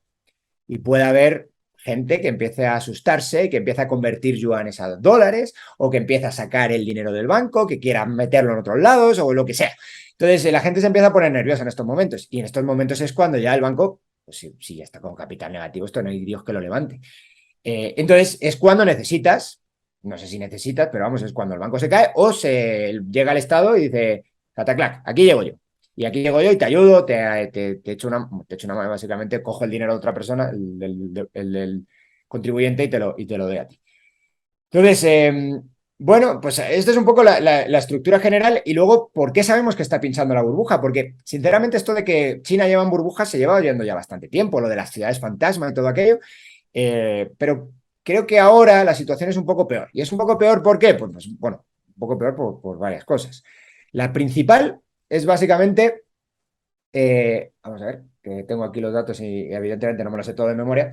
La principal básicamente es que el mercado está cayendo, está cayendo todo, las ventas, los precios, la actividad. Bueno, ahora te doy los datos, ¿no? Pero te voy a contar, o sea, así, poco a poco, está cayendo todo eso, está cayendo las ventas de tierra, está cayendo la fuente de financiación, es decir, ya no se va, el dinero que antes entraba a puertas a ese sector ya no entra, ni para financiar a los desarrolladores, ni para financiar hipotecas, ni para nada.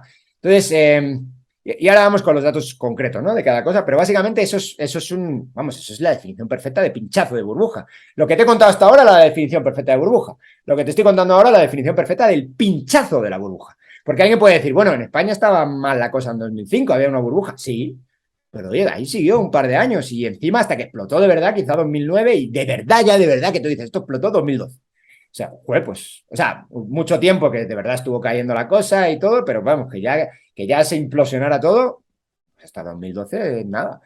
Entonces, bueno, pero ¿y qué está pasando ahora en China? Bueno, pues China, hasta hace un año, julio de 2021, las ventas seguían creciendo como si no hubiera un mañana, como si no hubiera pasado pandemia, como si no hubiera pasado nada aquí. ¿Y ahora cómo están? Pues están cayendo un 30%, año con año. 30%.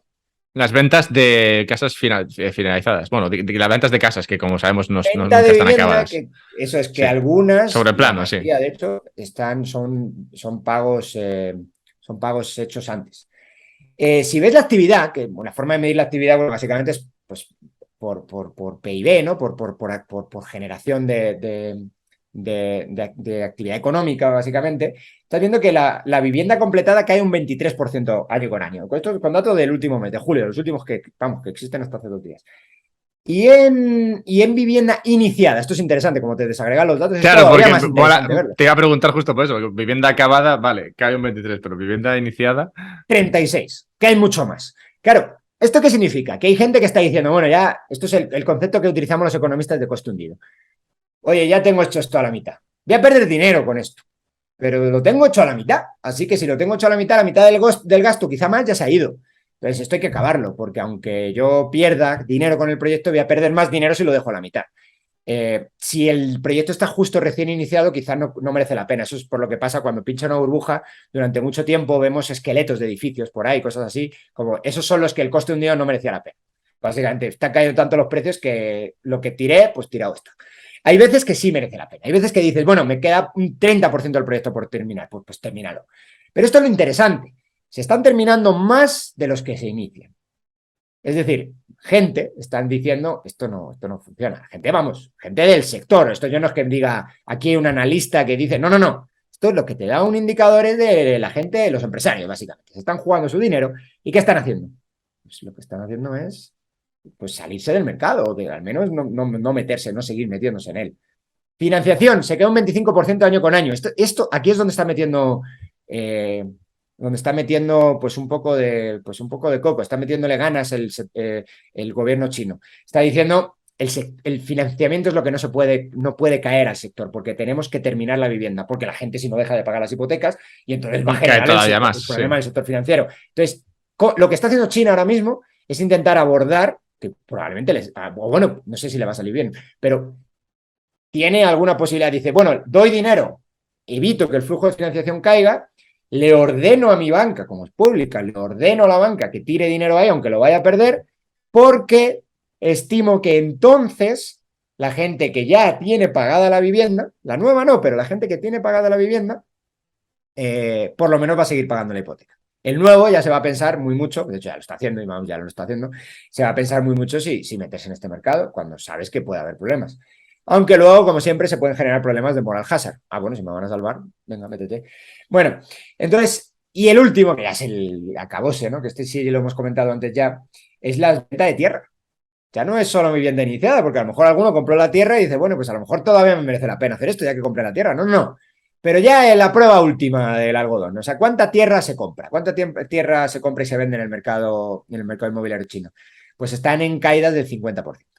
50 con año, vamos, la mitad que hace un año. La mitad que hace un año. Y esto son cifras Sí, porque serias, ¿eh? Que antes todo también. eso al final, bueno, digamos que va unido una cosa a la otra, ¿no? Si tú, pues eso, todo ese menos dinero que entra, al final es menos dinero con el que tú contabas para terminar las casas que estás haciendo o que pretendías hacer, que luego al final tendrás que decidir si las dejas de hacer o no las dejas. Si las dejas, si no las terminas, entonces no te pagarán y entonces te entrará todavía menos dinero y al final te encuentras con esa El situación. círculo supuestamente virtuoso que había antes, ahora se convirtió, ya ahora sí, bien dicho, en el círculo vicioso, que es el que tú has contado ahora mismo. Breve pausa para pasar el cepillo.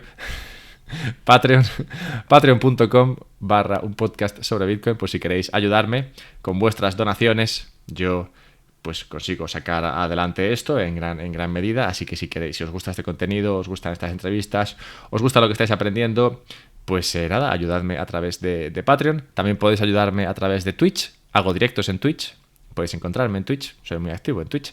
Y si tienes Amazon Prime, así por algún casual, puedes suscribirte a mi Twitch de manera gratis, porque como que ya pagas como ya pagas Amazon Prime, pues Amazon te permite también suscribirte a mi Twitch de manera gratis y a mí me llega como $1 o €1, no lo sé, que está bien, todos ganamos.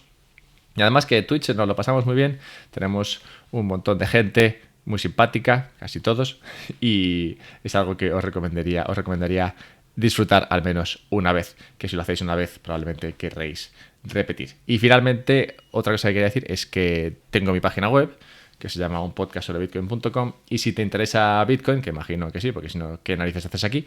Pues puedes encontrar allí todos los temas que he tocado y que toco en mi podcast por categorías. Así que si quieres aprender más de qué es Bitcoin, los básicos, hay una categoría de básicos, también una categoría de política, una de energía, una de filosofía, una de economía, finanzas, mercados, porque como sabéis, pues son más de 200 capítulos ya, entonces si queréis ahondar en una cuestión particular, pues podéis encontrar los temas por categorías en la página web, ¿vale? Pues ahora, seguimos con Daniel. Tú hiciste un vídeo hace un mes o así sobre Wall Street, la película, ahí hablando bueno, de un par de cuestiones que salen en esa película. La primera, la de insider trading, que digamos ahora mismo no nos viene muy al caso, y segunda, la de fondos buitre o, bueno, digamos, fondos, acumulaciones de dinero que lo que hacen es comprar activos que estén en distrés, ¿no? En estrés, o digamos, activos que puedan tener un valor y que no estén bien gestionados y entonces tratar de salvarlos. Entonces puede ser que, bueno, se haga algo así, es decir, hay una escapatoria para el mercado inmobiliario chino vendiendo todo esto a algún otro jugador o simplemente vendiéndoselo al gobierno chino que diga, mira, pues imprimo tanto dinero, me Yo compro creo que todo el va a mercado ser eso. inmobiliario y ya está. Si yo tuviera, bueno, ya sabes que, bueno, estos son temas a veces, si se mete demasiado la política, pues yo como economista sinceramente no tengo demasiado que decirte. ¿Se vendería a inversores extranjeros? No lo creo, por lo que te he contado antes. Bueno, te he contado parte de la película, pero no toda. Se estima, y creo que ya es bastante, una estimación con bastante fundamento, que lo que se está haciendo, lo que están haciendo los desarrolladores, los promotores inmobiliarios es priorizar pagos a deudores internos. Esto no es algo que haga solamente, esto lo hizo Islandia, por ejemplo, hasta hace 2 días, ¿no? Hizo un impago enorme de su sector bancario, aquí se lo colocó todo. O sea, los extranjeros, que se joroben los extranjeros. Pues aquí están haciendo algo similar, ¿eh? Están priorizando pagos y los que están dejando de pagar primero es cualquier deuda externa. Entonces, claro, si tú sabes esto y eres un inversor extranjero, te lo piensas un par de veces. Y luego también, esos fondos buitre, por ejemplo, fue muy sonado el caso de Argentina, ¿no? Cuando se compraron los fondos buitre y se tiró 20 años Argentina en default, o no sé si fueron 20, bueno, pues 10 o algo así, hasta Macri, que pagó parte, que eso es otra cosa. Entonces, la deuda se emitió. Te voy a contar este caso, yo sé que me voy del tema, pero es que importa para ver si pueden meter aquí el dinero los inversores argentinos o no. Perdón, argentinos. Bueno, podrían ser argentinos, pero los inversores extranjeros. Y es la deuda en default de Argentina se emitió, o está emitida la deuda externa en 2 jurisdicciones. Uno usualmente cuando emite deuda fuera, la emite una jurisdicción que no es del país. Está emitida en la jurisdicción de Bélgica, y en la jurisdicción de Nueva York. Sorpresa, sorpresa, los europeos dijimos que el gobierno argentino tenía todo el derecho del mundo a impagar lo que le diera la gana. Y que aquí no pasaba nada. Una cosa increíble. En Estados Unidos, que uno puede decir, bueno, si es que se están europizando. Sí, pero están a otro nivel todavía. Por fortuna están a otro nivel. A lo mejor corren más o lo que sea, pero el nivel es más alto todavía. Entonces, ¿qué hicieron el juzgado de Nueva York? Dijeron, esto es un default como la copa de un pino. Que ahora mismo, cualquier activo que tenga el gobierno argentino fuera de Argentina, porque dentro de Argentina no puedes hacerlo, a no ser que lo invadas, como se hacía en el siglo XIX, que es Francisco, ¿Legítimo? México, vamos. ¿El qué? ¿Sería legítimo? No sé si es legítimo o no, pero vamos, Francia invadió México porque no le pagaba. Y era algo que se hacía normal. Ahora ya no se hace, evidentemente, pero entonces lo que dijo el juzgado de Nueva York es cualquier activo que tenga el gobierno argentino fuera está embargado automáticamente hasta que se le paga a estos tipos o hasta que se llega a un acuerdo con ellos. Como Dios manda, leche. Entonces, ¿por qué te cuento todo este? Bueno, esto es interesantísimo. El avión presidencial de Argentina no puede salir de Argentina. Podía ir pues a Irán, a Venezuela y ya está. O sea, donde no lo iban a embargar. No, ahí no. Pero, por ejemplo, Aerolíneas Argentinas tuvo que vender aviones, porque como es compañía en parte estatal, todo vuelo internacional lo tuvo que hacer con aviones alquilados porque se los quitaban. Una cosa interesantísima. Bueno, ¿por qué digo que esto es importante? Porque, a ver, ¿dónde está emitida toda esa deuda? Imagínate que la tienes emitida con jurisdicción de China. Que ya te olvidas, ya estás. No lo sé, ¿eh? Eso sí que se me escapa ya. Pero ¿dónde está emitida? Si está emitida en Bélgica, ya hay malos precedentes. Aquí mejor no meter dinero, porque si voy a batallar con ellos, porque al final un fondo buitre, ¿qué hace? Fondo buitre compra la deuda por una fracción de su valor, lo que te he dicho antes, estás con tu amigo y pues $20, pues compra un bono de desarrollador por $20. Ya, ¿y dónde está emitido el bono? ¿Cuál es la jurisdicción? O sea, ¿qué aplica? ¿Aplica un arbitraje internacional? Eso sería genial, pero o aplica la jurisdicción de Nueva York, perdón, o algún sitio en Estados Unidos, genial. ¿Aplica a China? Pues, olvídate, o sea, no vas a cobrar ni un centavo, ¿eh? Te estás gastado $20 pues por hacer la gracia. Pues son $20, pues bueno, has hecho una gracia, pues mira, tienes ahí un bono chino, pues guay, pero no vas a cobrar ni un centavo. Entonces, eso es lo que yo diría que hace, no sé si imposible, pero realmente complicado que haya un rescate de ese tipo. Que los fondos buitres se interesaran mucho por esos bonos. Pero me falta un detalle, y no lo sé, y aquí sí me has pillado un poco, que es dónde está emitida. Y bueno, supongo que como hay un montón de deuda externa de diferentes desarrolladores, pues algunos tendrán... Sí, bueno, antes has comentado esos $200.000, o sea, 200.000 millones en deuda en dólares, que imagino que estará emitida si está en dólares. También supongo que la emitirán, pues eso, no bajo la jurisdicción china, imagino, porque si no, o igual sí y ya esté simplemente está en dólares. No sé, pero bueno, claramente, como comentabas antes, el 66% de eso ya está ya está. Bueno, no quebrado, no se ha declarado Algunos sí están en default ya. O sea, por ejemplo, default. Evergrande, que eran. Esos están en default. Ahora bien, aunque un bono esté en default, no tiene por qué necesariamente valer cero. Porque a lo mejor hay una posibilidad de hacer una acción judicial. Pues si está emitido en otro lado, pues a lo mejor haces una acción judicial. Y de la acción judicial también tiene que haber capacidad de algo de pago de la empresa. Entonces, esas dos cosas juntas determinarían el valor de ese activo complicado. Esas dos cosas juntas determinarían, pues bueno, esperanza de recuperar, de que haya buena fe por parte del deudor o de haber enforcement, cualquiera de las dos cosas, y capacidad, evidentemente, para cualquier pago de una deuda tiene que haber capacidad y buena fe. O capacidad, buena fe y enforcement. Y o enforcement, los últimos dos. Entonces, Sí, pero ese sería vamos, un poco el punto. que Lo que pinta yo mal creo para. que va Pinta a mal. pasar es que va a entrar el gobierno chino. Eso La es. pregunta es hasta dónde, que eso ya quizás otra clave aquí también, que es hasta dónde puede llegar el gobierno chino. Es decir, el gobierno chino tiene capacidad para rescatar, porque, oye, China, gigante, lo que hemos hablado antes, ¿no? La cantidad de PIB que tiene es una cosa brutal. Oye, pues tanto músculo financiero, pues podrá salvar a su sector bancario, ¿no? O al sector inmobiliario. Podrá. Pues bueno, vamos a ver si puede o no puede. Vamos a ver, vamos a verlo con datos. Y todo esto va a depender de cómo de profundo sea la burbuja. Valuación del sector inmobiliario. ¿Cuánto es? 52 billones, otra vez bien dichos esos billones, millones de millones, 52 millones de millones de dólares. 52 billones de dólares. Antes te he contado que el PIB de China eran 17 y algo. O sea, por poner en contexto. 3 veces. Tres veces, tres y un poquito. Bueno, y dices, pero bueno, hay un montón de activos del Banco Central de China. El Banco Central de China tiene las mayores reservas del mundo de dólares y están nadando en dólares y exportan mucho y pues no saben ni qué hacer con los dólares. Pues bueno, incluso si en parte es eso cierto, que ya no es tan cierto como hace años, sigue siendo, o sea, sigue teniendo un montón, pero ¿cuáles son los activos del sector financiero, perdón, del Banco Central chino? Aproximadamente 5,7 billones de dólares. ¿Es eso mucho o poco? Bueno, pues eso, 5,7 sobre 52. Es decir, ¿cuánto dinero le puedes echar a eso? Pues bueno, pues hay un límite.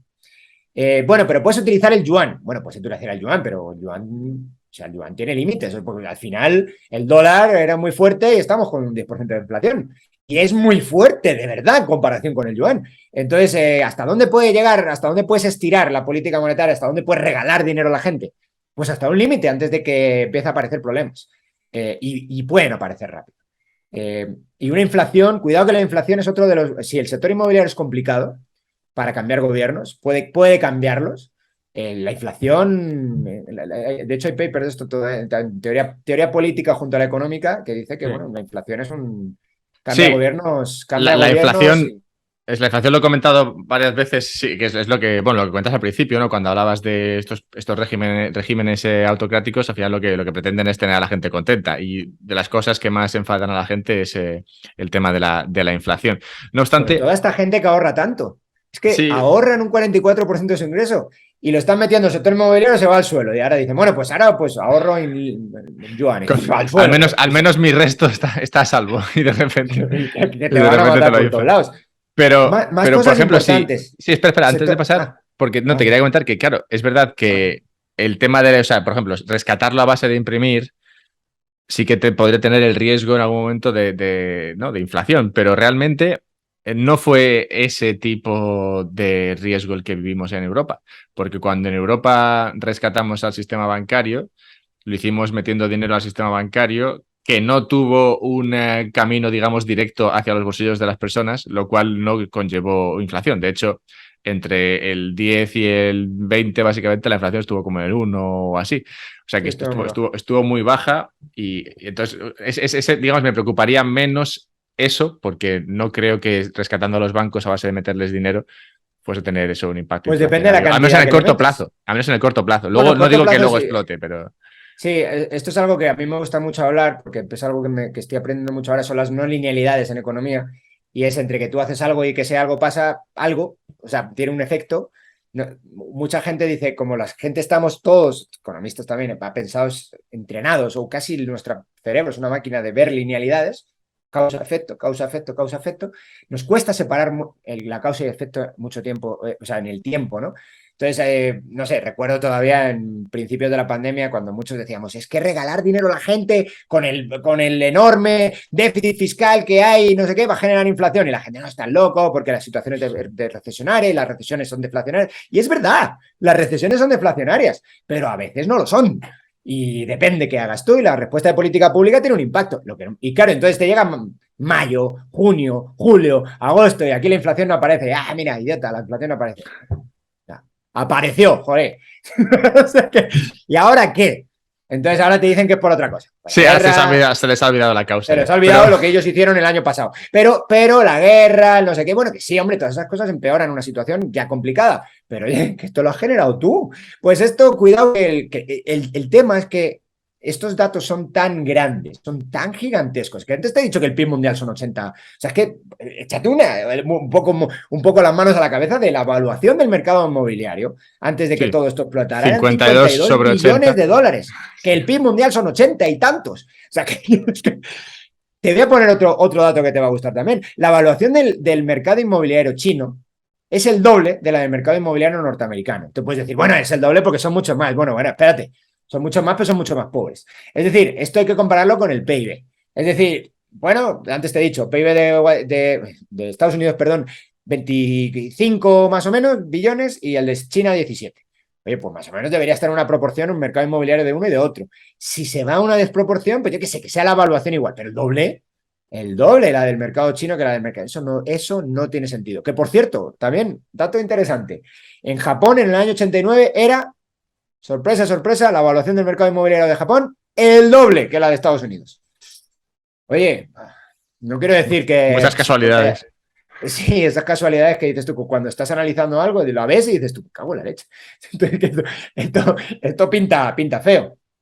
Y luego, por cómo se puede medir esto al mercado, al sector financiero, yo al final te he contado una historia de bancos dando crédito y tal, pero al final no te da ningún dato. A lo mejor los bancos pueden llevar esto, ¿no? O sea, podría ser que te impaguen lo que te he dicho antes, si tengas 5 de capital sobre 100, pero te impagaron 4. Entonces, al final medio sobrevives, vas a estar infracapitalizado mucho tiempo, ya tendrás beneficio, no lo repartirás y te capitalizarás, yo qué sé. Ah, ojalá fuera tan bonito. Bueno, cuéntaselo a los bancos, cuéntaselo a Caja Castilla-La Mancha en España. Pues esto es algo, pues por desgracia, similar o incluso peor que lo que sufrió España. Los activos del sector financiero, los activos totales del sector financiero de China son 58, 59 billones. Recuerda que antes te he dicho que la evaluación del mercado inmobiliario son 52. 52 sí. Y ahora, la pregunta entonces clave aquí es qué parte del sector, de esos activos del sector inmobiliario está metida, perdón, qué parte de los activos del sector financiero está contaminada es un decir, ¿no? Pero está metida en el sector inmobiliario. Porque si fuera muy poco, pues tampoco pasa nada. Pues oye, pues te pegan un golpe muy grande de una partida que es pequeña, no pasa nada. Bueno, pues bajo mis cálculos, 55%. Es decir, el otro 45% está metida, yo que sé, en industria, en sectores exportadores, yo que sé, maquila, lo que te dé a ti la gana. Pues ya, pero 55% en el sector inmobiliario. Es decir, hagamos las cuentas rápidas, esto se hace en 2 segundos. De 58 billones de dólares, la mitad, pues son 29. 29, que probablemente es un poquito más, 30, porque he dicho que es 55%, 30 billones. ¿Y cuál es la evaluación del mercado inmobiliario? 52. ¿Cuánto se está cayendo la actividad en el sector inmobiliario? Un 30%. Esos son 15. Toma, pues 15 billones de agujero de evaluación del sector inmobiliario, que ponle que estén vinculados al sector financiero por ser buena gente y no parecer la mitad, un agujero de 7 billones y medio. Eso es más del 10% de la banca china. Eso no lo aguanta. Ningún intermediario financiero lo aguanta eso. No quiero decir que esto sea, o sea, estoy hecho un cálculo muy rápido. He hecho un cálculo así, no lo tengo ni hecho en los datos que tengo, ese cálculo que lo estoy haciendo ahora todo de cabeza. Y no quiero decir que sea porque esto no lo sabe nadie, lo sabrá 4 personas dentro del Partido Comunista Chino, hasta dónde llega el problema. A lo mejor es muy concentrado en algunos sitios, yo todo lo que he explicado, yo diría que es de todo menos concentrado, por todo lo que he explicado, yo diría que es de todo menos pequeño, y por todo lo que he explicado, yo diría que tiene unas ramificaciones al sector financiero muy importantes. Por tanto, Y lo último es si lo pueden rescatar o no. Y cuál es el tamaño de la economía china, el tamaño de las reservas chinas, que son muy grandes, pero pues no dan para estos datos, para lo que te estoy explicando ahora. Entonces, yo veo un panorama pues un poco complicado. Y no sé, otra vez, puede ser que se salga de esto, puede ser que pongan un cortafuegos, que ya los están intentando poner, es decir, para evitar que esto se extienda a todos lados, pues le doy a la gente, a los desarrolladores el dinero para que terminen los proyectos y así la gente sigue pagando las hipotecas. Bueno, sabe Dios. Ojalá le funcione. Uno tampoco quiere que implosione China. Quizá que se acabe un poco su régimen, sí, pero que implosione. Para los pobres chinos, ¿qué culpa tienen o sea, no sé, no querría que nadie lo pase mal. Pero, por desgracia, los datos que yo veo no me hacen ser demasiado optimista con el futuro cercano de la economía china. Sí, realmente todo lo que has comentado pinta regulero. Y además, no solamente los datos no así fríos que has comentado, sino que al final, luego todo esto, y lo vimos y lo tenemos relativamente cerca, todo esto luego tiene unas ramificaciones que son imposibles de ver. Has comentado, pues sí, que el tamaño bueno, digamos, el peso de esos préstamos a mercado inmobiliario por parte de los bancos. Pero claro, que incluso si una décima parte de lo que has comentado al final no se repaga, ya eso tiene un peso en otros préstamos de otras partes de la industria o de otras partes de la economía, que también conllevan que no se pague, que luego conllevan otra serie de cosas, que al final, todo esto al final tiene un impacto que es difícilmente medible y que, como comentaba, pues como decías tú antes, Chipre, una economía minúscula, tiene un agujero muy grande en una cosa muy particular y de repente eso tiene un impacto enorme en, no sé, el sector industrial de Portugal, ¿sabes? Bueno, Que a Chipre lo quebró Grecia.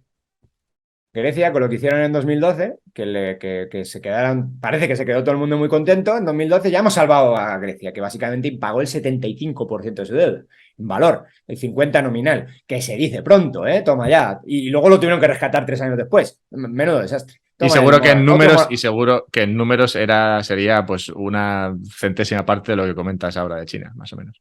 Bueno, eso pues nada, eso es minúsculo, ¿no? Lo siguiente, 2%, ¿no? Del PIB de la eurozona, era Grecia, no sé si ahora será probablemente menos. Y eso le generó un agujero a la banca chipriota de la que no pudo salir. De ese agujero no pudo salir. Y la banca chipriota ya le empezaron a poner cortafuegos a otros lados, porque el modelo a seguir era el chipriota para todo el mundo. De hecho, a Chipre lo hicieron bien. Chipre no la rescataron, hicieron un bail-in, que es una recapitalización privada. Básicamente le dijeron a los depositantes, y funcionó muy bien, le dijeron a los depositantes, oye, que tú tenías el banco en este banco muy malo, que tiene muy malas inversiones, pues perdiste prácticamente todo. Y en el que tenían un banco que funcionó bien, no perdió nada, o casi nada, perdió 2 céntimos por cada euro. El que lo tenía mal perdió 97. Oye, eso es un incentivo. Mira el banco en el que lo estás dejando, que la gente deja el dinero en el banco porque le regalan un iPad.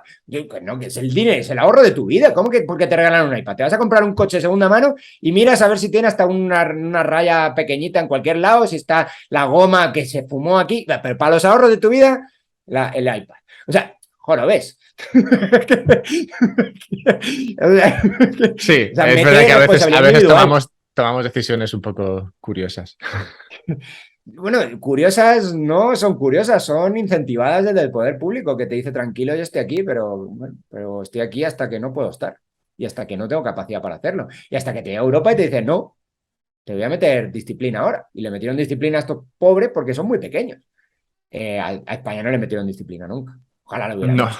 no, y de hecho sí, bueno, de esos, ¿cómo se dice? De estos, no sé cómo es como la frase, ¿no? Es que lo de los lodos. Ah, de estos polvos, de aquellos polvos, estos lodos. Exactamente. Sí, porque si al final sí, si no hay disciplinas, pues acaba ocurriendo esto. Vale, bien, entonces, para recapitular todo y cerrar. Tenemos que China es enorme, eso creo que no sorprende a nadie, pero su impacto en el mercado global es muy importante y eso sí que igual pues es algo que la gente no tiene muy presente. El mercado inmobiliario pinta, bueno, da la muestra de una burbuja, digamos, que se podría estudiar dentro de 5 años como burbuja típica y luego sí que tiene esa posible, ese mercado inmobiliario, unas ramificaciones en el sector financiero que pueden ser importantes. Y al tiempo tenemos el tema del pinchazo de la burbuja, que también muestra algunos signos que podrían ser de nuevo estudiados dentro de 5 o 10 años como signos típicos de un pinchazo. Y luego, bueno, pues como posible solución, claramente todo lo que es privado difícil por el tamaño y por el hecho de que China no es el sitio más abierto del planeta. Y luego desde lo público es donde creo que para mí queda ahí abierta la posibilidad más obvia, ¿no? Que se meta a lo público y que esto sea un problema gordo, gordo dentro de 10 años, cuando ya esté otro. Tienen ahora Sí. una reunión del Partido Comunista, no sé En cuándo es, pero es en ahora. octubre, sí. En octubre. Y se estima que a Xi Jinping le van a dar 10 años más, porque claro, ahí te dan 10 años y ni votación ni leche. Partido Congreso, luchas de poder nosotros y si sales, sales.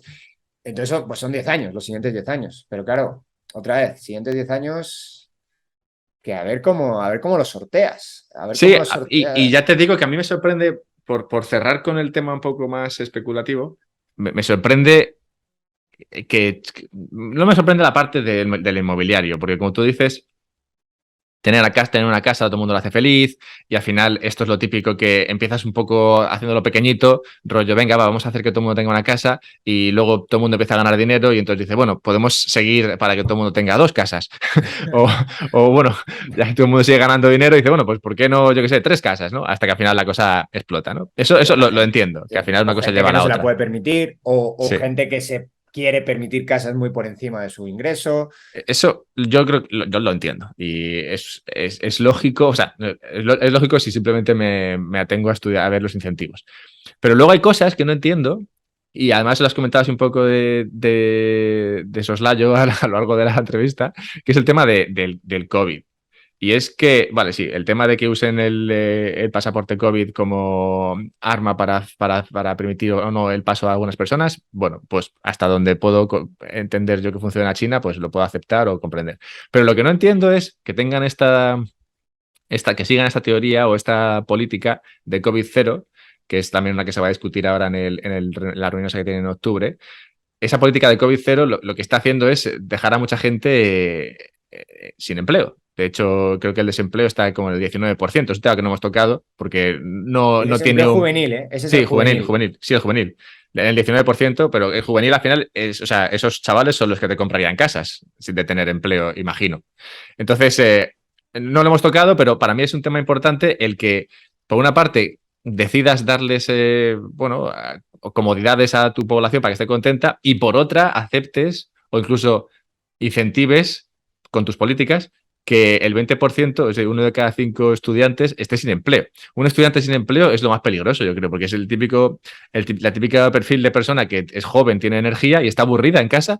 Es el típico que te la puede liar más. Entonces, me extraña que con sus políticas, digamos, no incentiven que esa gente esté ocupada. No sé, yo tengo ahí mi teoría, pero esta sí que, o sea, cuando yo te cuento cosas, te las cuento con diferentes niveles de seguridad. Y esta te la voy a contar con un nivel bajo de seguridad. Pero uno puede pensar que ya 2022, política COVID, que no sé si ya tiene mucho sentido. O sea, entiendo el 2020, lo puedo llegar a entender, ¿no? Quizá no compartir, pero entender el miedo y todo. Ahora, no sé. Entonces, hay dos grandes teorías, creo. Aquí te metes en el tema de mucho, otra vez lo quiero dejar claro, ¿no? De la especulación. Una es algo que he comentado antes, que es básicamente esto no tiene nada que ver con el COVID. Bueno, las dos son que no tienen nada que ver con el COVID. Una de ellas es puramente política y es básicamente algunas regiones chinas se han hecho tan importantes que empiezan a opacar el poder central y eso no termina de gustar. Entonces se dice que hay una guerra, esta es más o menos extendida, esta que te estoy contando yo ahora, mucho más que la otra que te voy a contar, que hay una guerra abierta entre élites de poder y sobre todo ahora que llega este Congreso. Entonces, que una de las formas de cortar cabezas ha sido la de política COVID cero, que es una forma genial, ¿verdad? Entonces, tengo una justificación que todo el mundo medio compra y yo te hundo a ti y a ti a tu región. Que eso es lo que parece que han hecho con Shanghái, creo que ha sido, ¿no? La que cerraron, que es el puerto más importante del mundo, ¿no? Y la otra, que yo creo que quizás están no vinculadas, pero puede que sean parte de las dos, o sea, las dos son posibles, La otra es básicamente que les está explotando la burbuja inmobiliaria y necesitan una justificación que no sea que no funciona la economía. Es decir, me explota la burbuja, me genera un problemón aquí que no veas. Claro, yo entiendo que explote la burbuja en Shanghái, que haya COVID en Shanghái, que se caigan las ventas de vivienda en Shanghái. No entiendo que se caiga la venta de vivienda en toda China. Eso sí no lo entiendo. Entonces, claro, como eso pasa en toda China y el sector inmobiliario puede estar fácil a la mitad de, bueno, no sé si a la mitad, pero un tercio, a 2/3 de la actividad que tenía antes, solamente eso explicaría la enorme caída de crecimiento de la economía que ha habido o sea, todavía no está en crecimiento negativo, bueno, en trimestral sí, pero el crecimiento anual sigue positivo, entonces, pero oye, que estaban creciendo al 6 y pico. Entonces, de ahí al 0 con no sé cuánto, o anualizado quizá al 1, pues es una caída brutal. Y si esto solamente es una forma de decir se está cayendo la economía, pero es porque yo estoy poniendo COVID cero. No sé. Me Y encantaría. como te digo, niveles de seguridad, este nivel de seguridad que te Sí, estoy diciendo, y bajo. sobre todo esta última segunda, que básicamente está, pues la he dicho yo, y no sé si alguien más, pero la primera la he escuchado por ahí en muchos otros sitios, y esta es mi interpretación de qué leche está pasando aquí. Por lo menos es una explicación que, como tú dices, pues es muy especulativa, pero al menos es una explicación porque ya te digo, yo estoy dándole vueltas a eso y no acabo de entender por qué te meterías en esas políticas cuando al final te están provocando ese, ¿no? Ese desempleo que puede al final causarte problemas de, digamos, de que la gente al final te siga y te apoye. Y bueno, al final sí que me ha gustado lo que has dicho de esa competencia entre regiones. Me encantaría ver una China dividida, porque realmente China históricamente es de esos pocos sitios, bueno, también como mucho más que Oriente Medio, pero sí, es una de esas zonas que siempre se ha mantenido prácticamente como un bloque y desde hace, sí, Aunque cientos de son un años. imperio, ¿eh? Al Tíbet, no sé cuándo invadieron el Tíbet, si lo invadieron hace 50 años, ¿no? O sea, Sí, hace 50. no mucho, pero bueno, prefiero que toda la zona del, digamos, del núcleo chino siempre ha sido una sola zona. Quitando cuando no lo invadieron los mongoles y demás, pero por lo general siempre se ha mantenido como un solo bloque.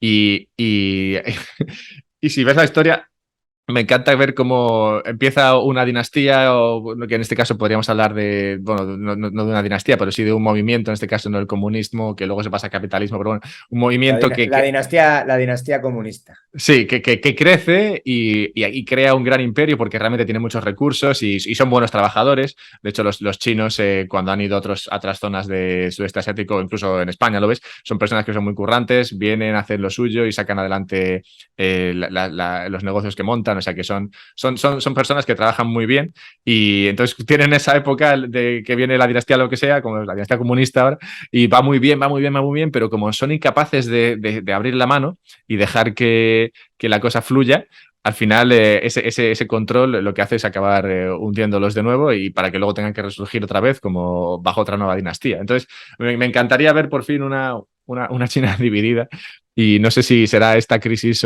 que potencialmente has comentado que podría pasar o si habrá que esperar, no sé si lo llegaremos a ver, pero me parece que el planeta en general se vería más, Te lo más agradecería, ¿no? sí, sí, se vería, se vería mejor si tanto China como bueno, otras zonas también así grandes se dividiesen y compitiesen entre ellas, que al final va mucho mejor así. Sí, bueno, una de las teorías de por qué creció, por qué pues el despegue económico del mundo se da en Europa, no quiero decir que sea la más importante, ¿no? Es la competencia, o sea, ser muchos estados muy pequeñitos con poco poder y mucha competencia entre ellos. Sí, Que en alguna vez has generado pues quizá guerras y competencia violenta y eso ha tenido problemas, pero cuando la competencia ha sido no violenta ha funcionado muy, muy bien. sí, porque si te fijas, Europa con una escasísima población en comparación al resto del planeta y una geografía en extensión también muy reducida, ha tenido, bueno, ha conquistado el planeta entero. Conquista el mundo, sí. Sí, es así. Sí, sí. Y Así por que cierto, la sí, revolución industrial se dice que pudo pasar en dos lugares antes que en Inglaterra. Uno de ellos es Francia, unos años antes, como un siglo antes, y se dice que el rey Sol, ¿no? Esos reyes Luis los XIV, 14. que, que por alguna razón nos gustan, bueno, pues cuando estudias un poquito, pues a lo mejor, pues en la época se le veneró mucho porque es alguien que extendió las fronteras de Francia y todo, pero cogió tanto poder que la revolución industrial que era incipiente allí la abortó. Y el otro lugar es China. El otro lugar es China en el siglo XV, si no estoy mal. Estaban bastante más avanzados que Europa. Y de Durante nuevo, mucho sí, de tiempo han nuevo estado eso, mucho que, más que avanzados. lo cortan, que no lo dejan fluir. No sé si si es esa a la que te refieres o fue otra, en la que los comerciantes tenían mucho poder y principalmente se dedicaban al comercio por todo el sudeste del Pacífico y Ya quemaron se todas las sabe que naves. llegaron a América. Ya se Sí, sabe que sí. llegaron a América. Y que Antes pero en un que, antes momento que dado, España. pero que en un momento dado quemaron todas las naves. Bueno, el emperador del momento Sí, dijo, todo esto se acabó. sí. Y que, Se y cerraron que- en sí mismos, sí, sí, sí. Pero por eso Interesante, digo sí. que es una, no sé, demarcación geográfica, una región, una institución política, no sé, es una mezcla de todo esto, que al final tiende eso a centrarse en sí misma, lo cual le lleva a esos ciclos de crecimiento y explosión. Que, como digo, bueno, no sé si esto acabará así, pero realmente sí que se junta todo, porque tenemos Europa y Estados Unidos en una situación crítica, o no tan crítica en Estados Unidos, pero sí más en Europa, por las cuestiones, bueno, que sabemos todos. Y luego también tenemos a China, que había sido el motor del planeta los últimos 20 años, frenando o potencialmente implosionando un poquito, aunque sea. En cualquier caso, pinta que va a ser, sí, una gran década, la de los años 20. Tiempos interesantes, que dice el proverbio chino. Te deseo tiempos interesantes. Tiempos interesantes, estamos viviendo. Sí, cuidado con lo que deseas, ¿no? Que diría Sí. otro proverbio. Otro proverbio. Bueno, Daniel, te dejo que tendrás que dormir en algún momento y no me gustaría llegar al nivel del podcast que hiciste con Luna, que vaya 3 horas. Sí, es que con Luna, aparte, es que Luna lo que hace es que me saca más cosas y bueno, y también es verdad que los temas que me plantea son infinitos. Y luego, claro, pues salen 3 horas, porque claro, es que me dice, cuéntame la historia monetaria de Estados Unidos. Venga, pues te la cuento, pero. Sí, Y siéntate sobre que son China en algún 200 momento, pues me años. quedo ya sin material. Siéntate que son 200 años, pasa en un ratito. Y Claro, eso sí, es. China es interesante y seguro bueno, tú es un tema que tienes estudiado, así que en el futuro, según cómo vaya evolucionando esto, tendremos que ver a ver qué ha pasado o qué no ha pasado. Que también puede ser que nada de esto al final Sí, acabe entonces ya mal quedó en y todo ridículo bien. yo. Bueno, sí, esto bueno, es un poco como me estabas recordando y probablemente meta esto en la intro. El que escuche esto, pues ya sabrá si lo he metido en la intro o no. Pero, pero estabas contándome todo esto y me estabas recordando a Michael Burry en la película esta bueno, la película, en la vida real, cuando, cuando También, fue, sí. cuando fue el que vio primero la crisis inmobiliaria en Estados Unidos. Al final, el que lo ve primero, bueno, no digo que sea el primero, pero el que lo ve antes se expone al riesgo de equivocarse. Y bueno, creo que sí que has comentado un montón de datos y demás que te llevan a tener esa opinión. Y bueno, pues el tiempo dirá, ¿no? Que diría otro. Sí, los que se aventuran demasiado pronto también, sobre todo si toman acciones en el mercado, también pueden meter la pata si es demasiado pronto. Porque esa peli, bueno, esa peli en general, ¿no? Y todos los que se pusieron cortos en 2006 se ve cómo están sufriendo al final de la peli. Estoy corto y esto, incluso aunque se está cayendo el mercado inmobiliario, estos tipos no le quitan la triple A, se ve al final de la peli, ¿no? O sea, estos tipos no Sí. le quitan la triple, las agencias de calificación no le quitan la triple A a todos estos fondos. Entonces, los CDS no se disparan y yo no gano dinero. Y imagínate si esos ya están preocupados con un año estando cortos o quizá menos. Imagínate el que se puso corto en 2005, ese no lo conocemos. Ese está No, porque arruinado, el ese, pobre. ese quebró. Ese Ese quebró, quebró ese porque está lo vio arruinado. demasiado, Y lo vio demasiado estaba pronto. más inteligente que todos los que salen en la peli. Sí, pero lo vio demasiado pronto. Al Lo final, veo demasiado pronto. Sí. sí, en riesgo rentabilidad hay que saber cuándo entrar. Eso a los bitcoiners Sobre todo también con los nos cortos. pasa mucho. Sí, sobre todo con cualquier tipo de apalancamiento. Y el corto siempre es apalancado, entonces, complicado. Sí.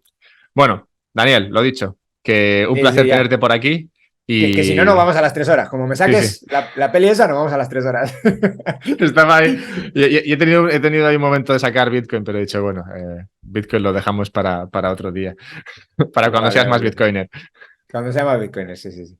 Ya me voy metiendo poco a poco, pero todavía es un tema que no me siento muy cómodo hablando. Porque no sé, no es que no me siento, pero porque no sé, es que sabes tú más que yo, entonces, ¿qué te voy a hablar yo? Como apuesta me parece también interesante. Es una típica apuesta como la que acabas de comentar al respecto de China funcionará, o sea, lo de China implosionará o no. Esto también es una apuesta que o bien no se quiebra a todos porque lo vimos demasiado pronto o simplemente porque vimos algo que no había, o bien pues O sea, nos beneficia a todos. es- la idea es que incluso si llegas tarde nos pueda beneficiar a todos. Que eso es algo también interesante. Incluso si no ganas mucho dinero, con que me quiten el poder del Estado encima, que sea un poquito, ya es algo, ¿eh? Ya sería una victoria para todos. Eso es. Esa está muy bien, sí, que todos ganaríamos con algo así. Bueno, Daniel, sí, que si nos metemos ahí. Que Venga, si un nos abrazo. metemos no salimos. Hecho. ¿Quieres despedirte o comentar alguna cosa sobre tu Nada, canal? No sé bueno, qué vídeo último. ¿Cuál es el último vídeo que has hecho en YouTube?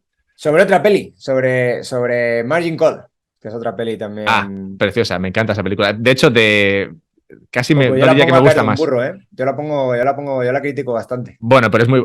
Yo que trabajé en bolsa y en inversión 5 años, sí que aprecio algunas cosas de esa película. No tanto Sí, igual el algo de ese fondo. mundo hay, ¿no? Igual que si ves el lobo de Wall Street, a mí también me parece una crítica muy vacía de Hollywood, pero no quita que más de uno en finanzas se comporta así.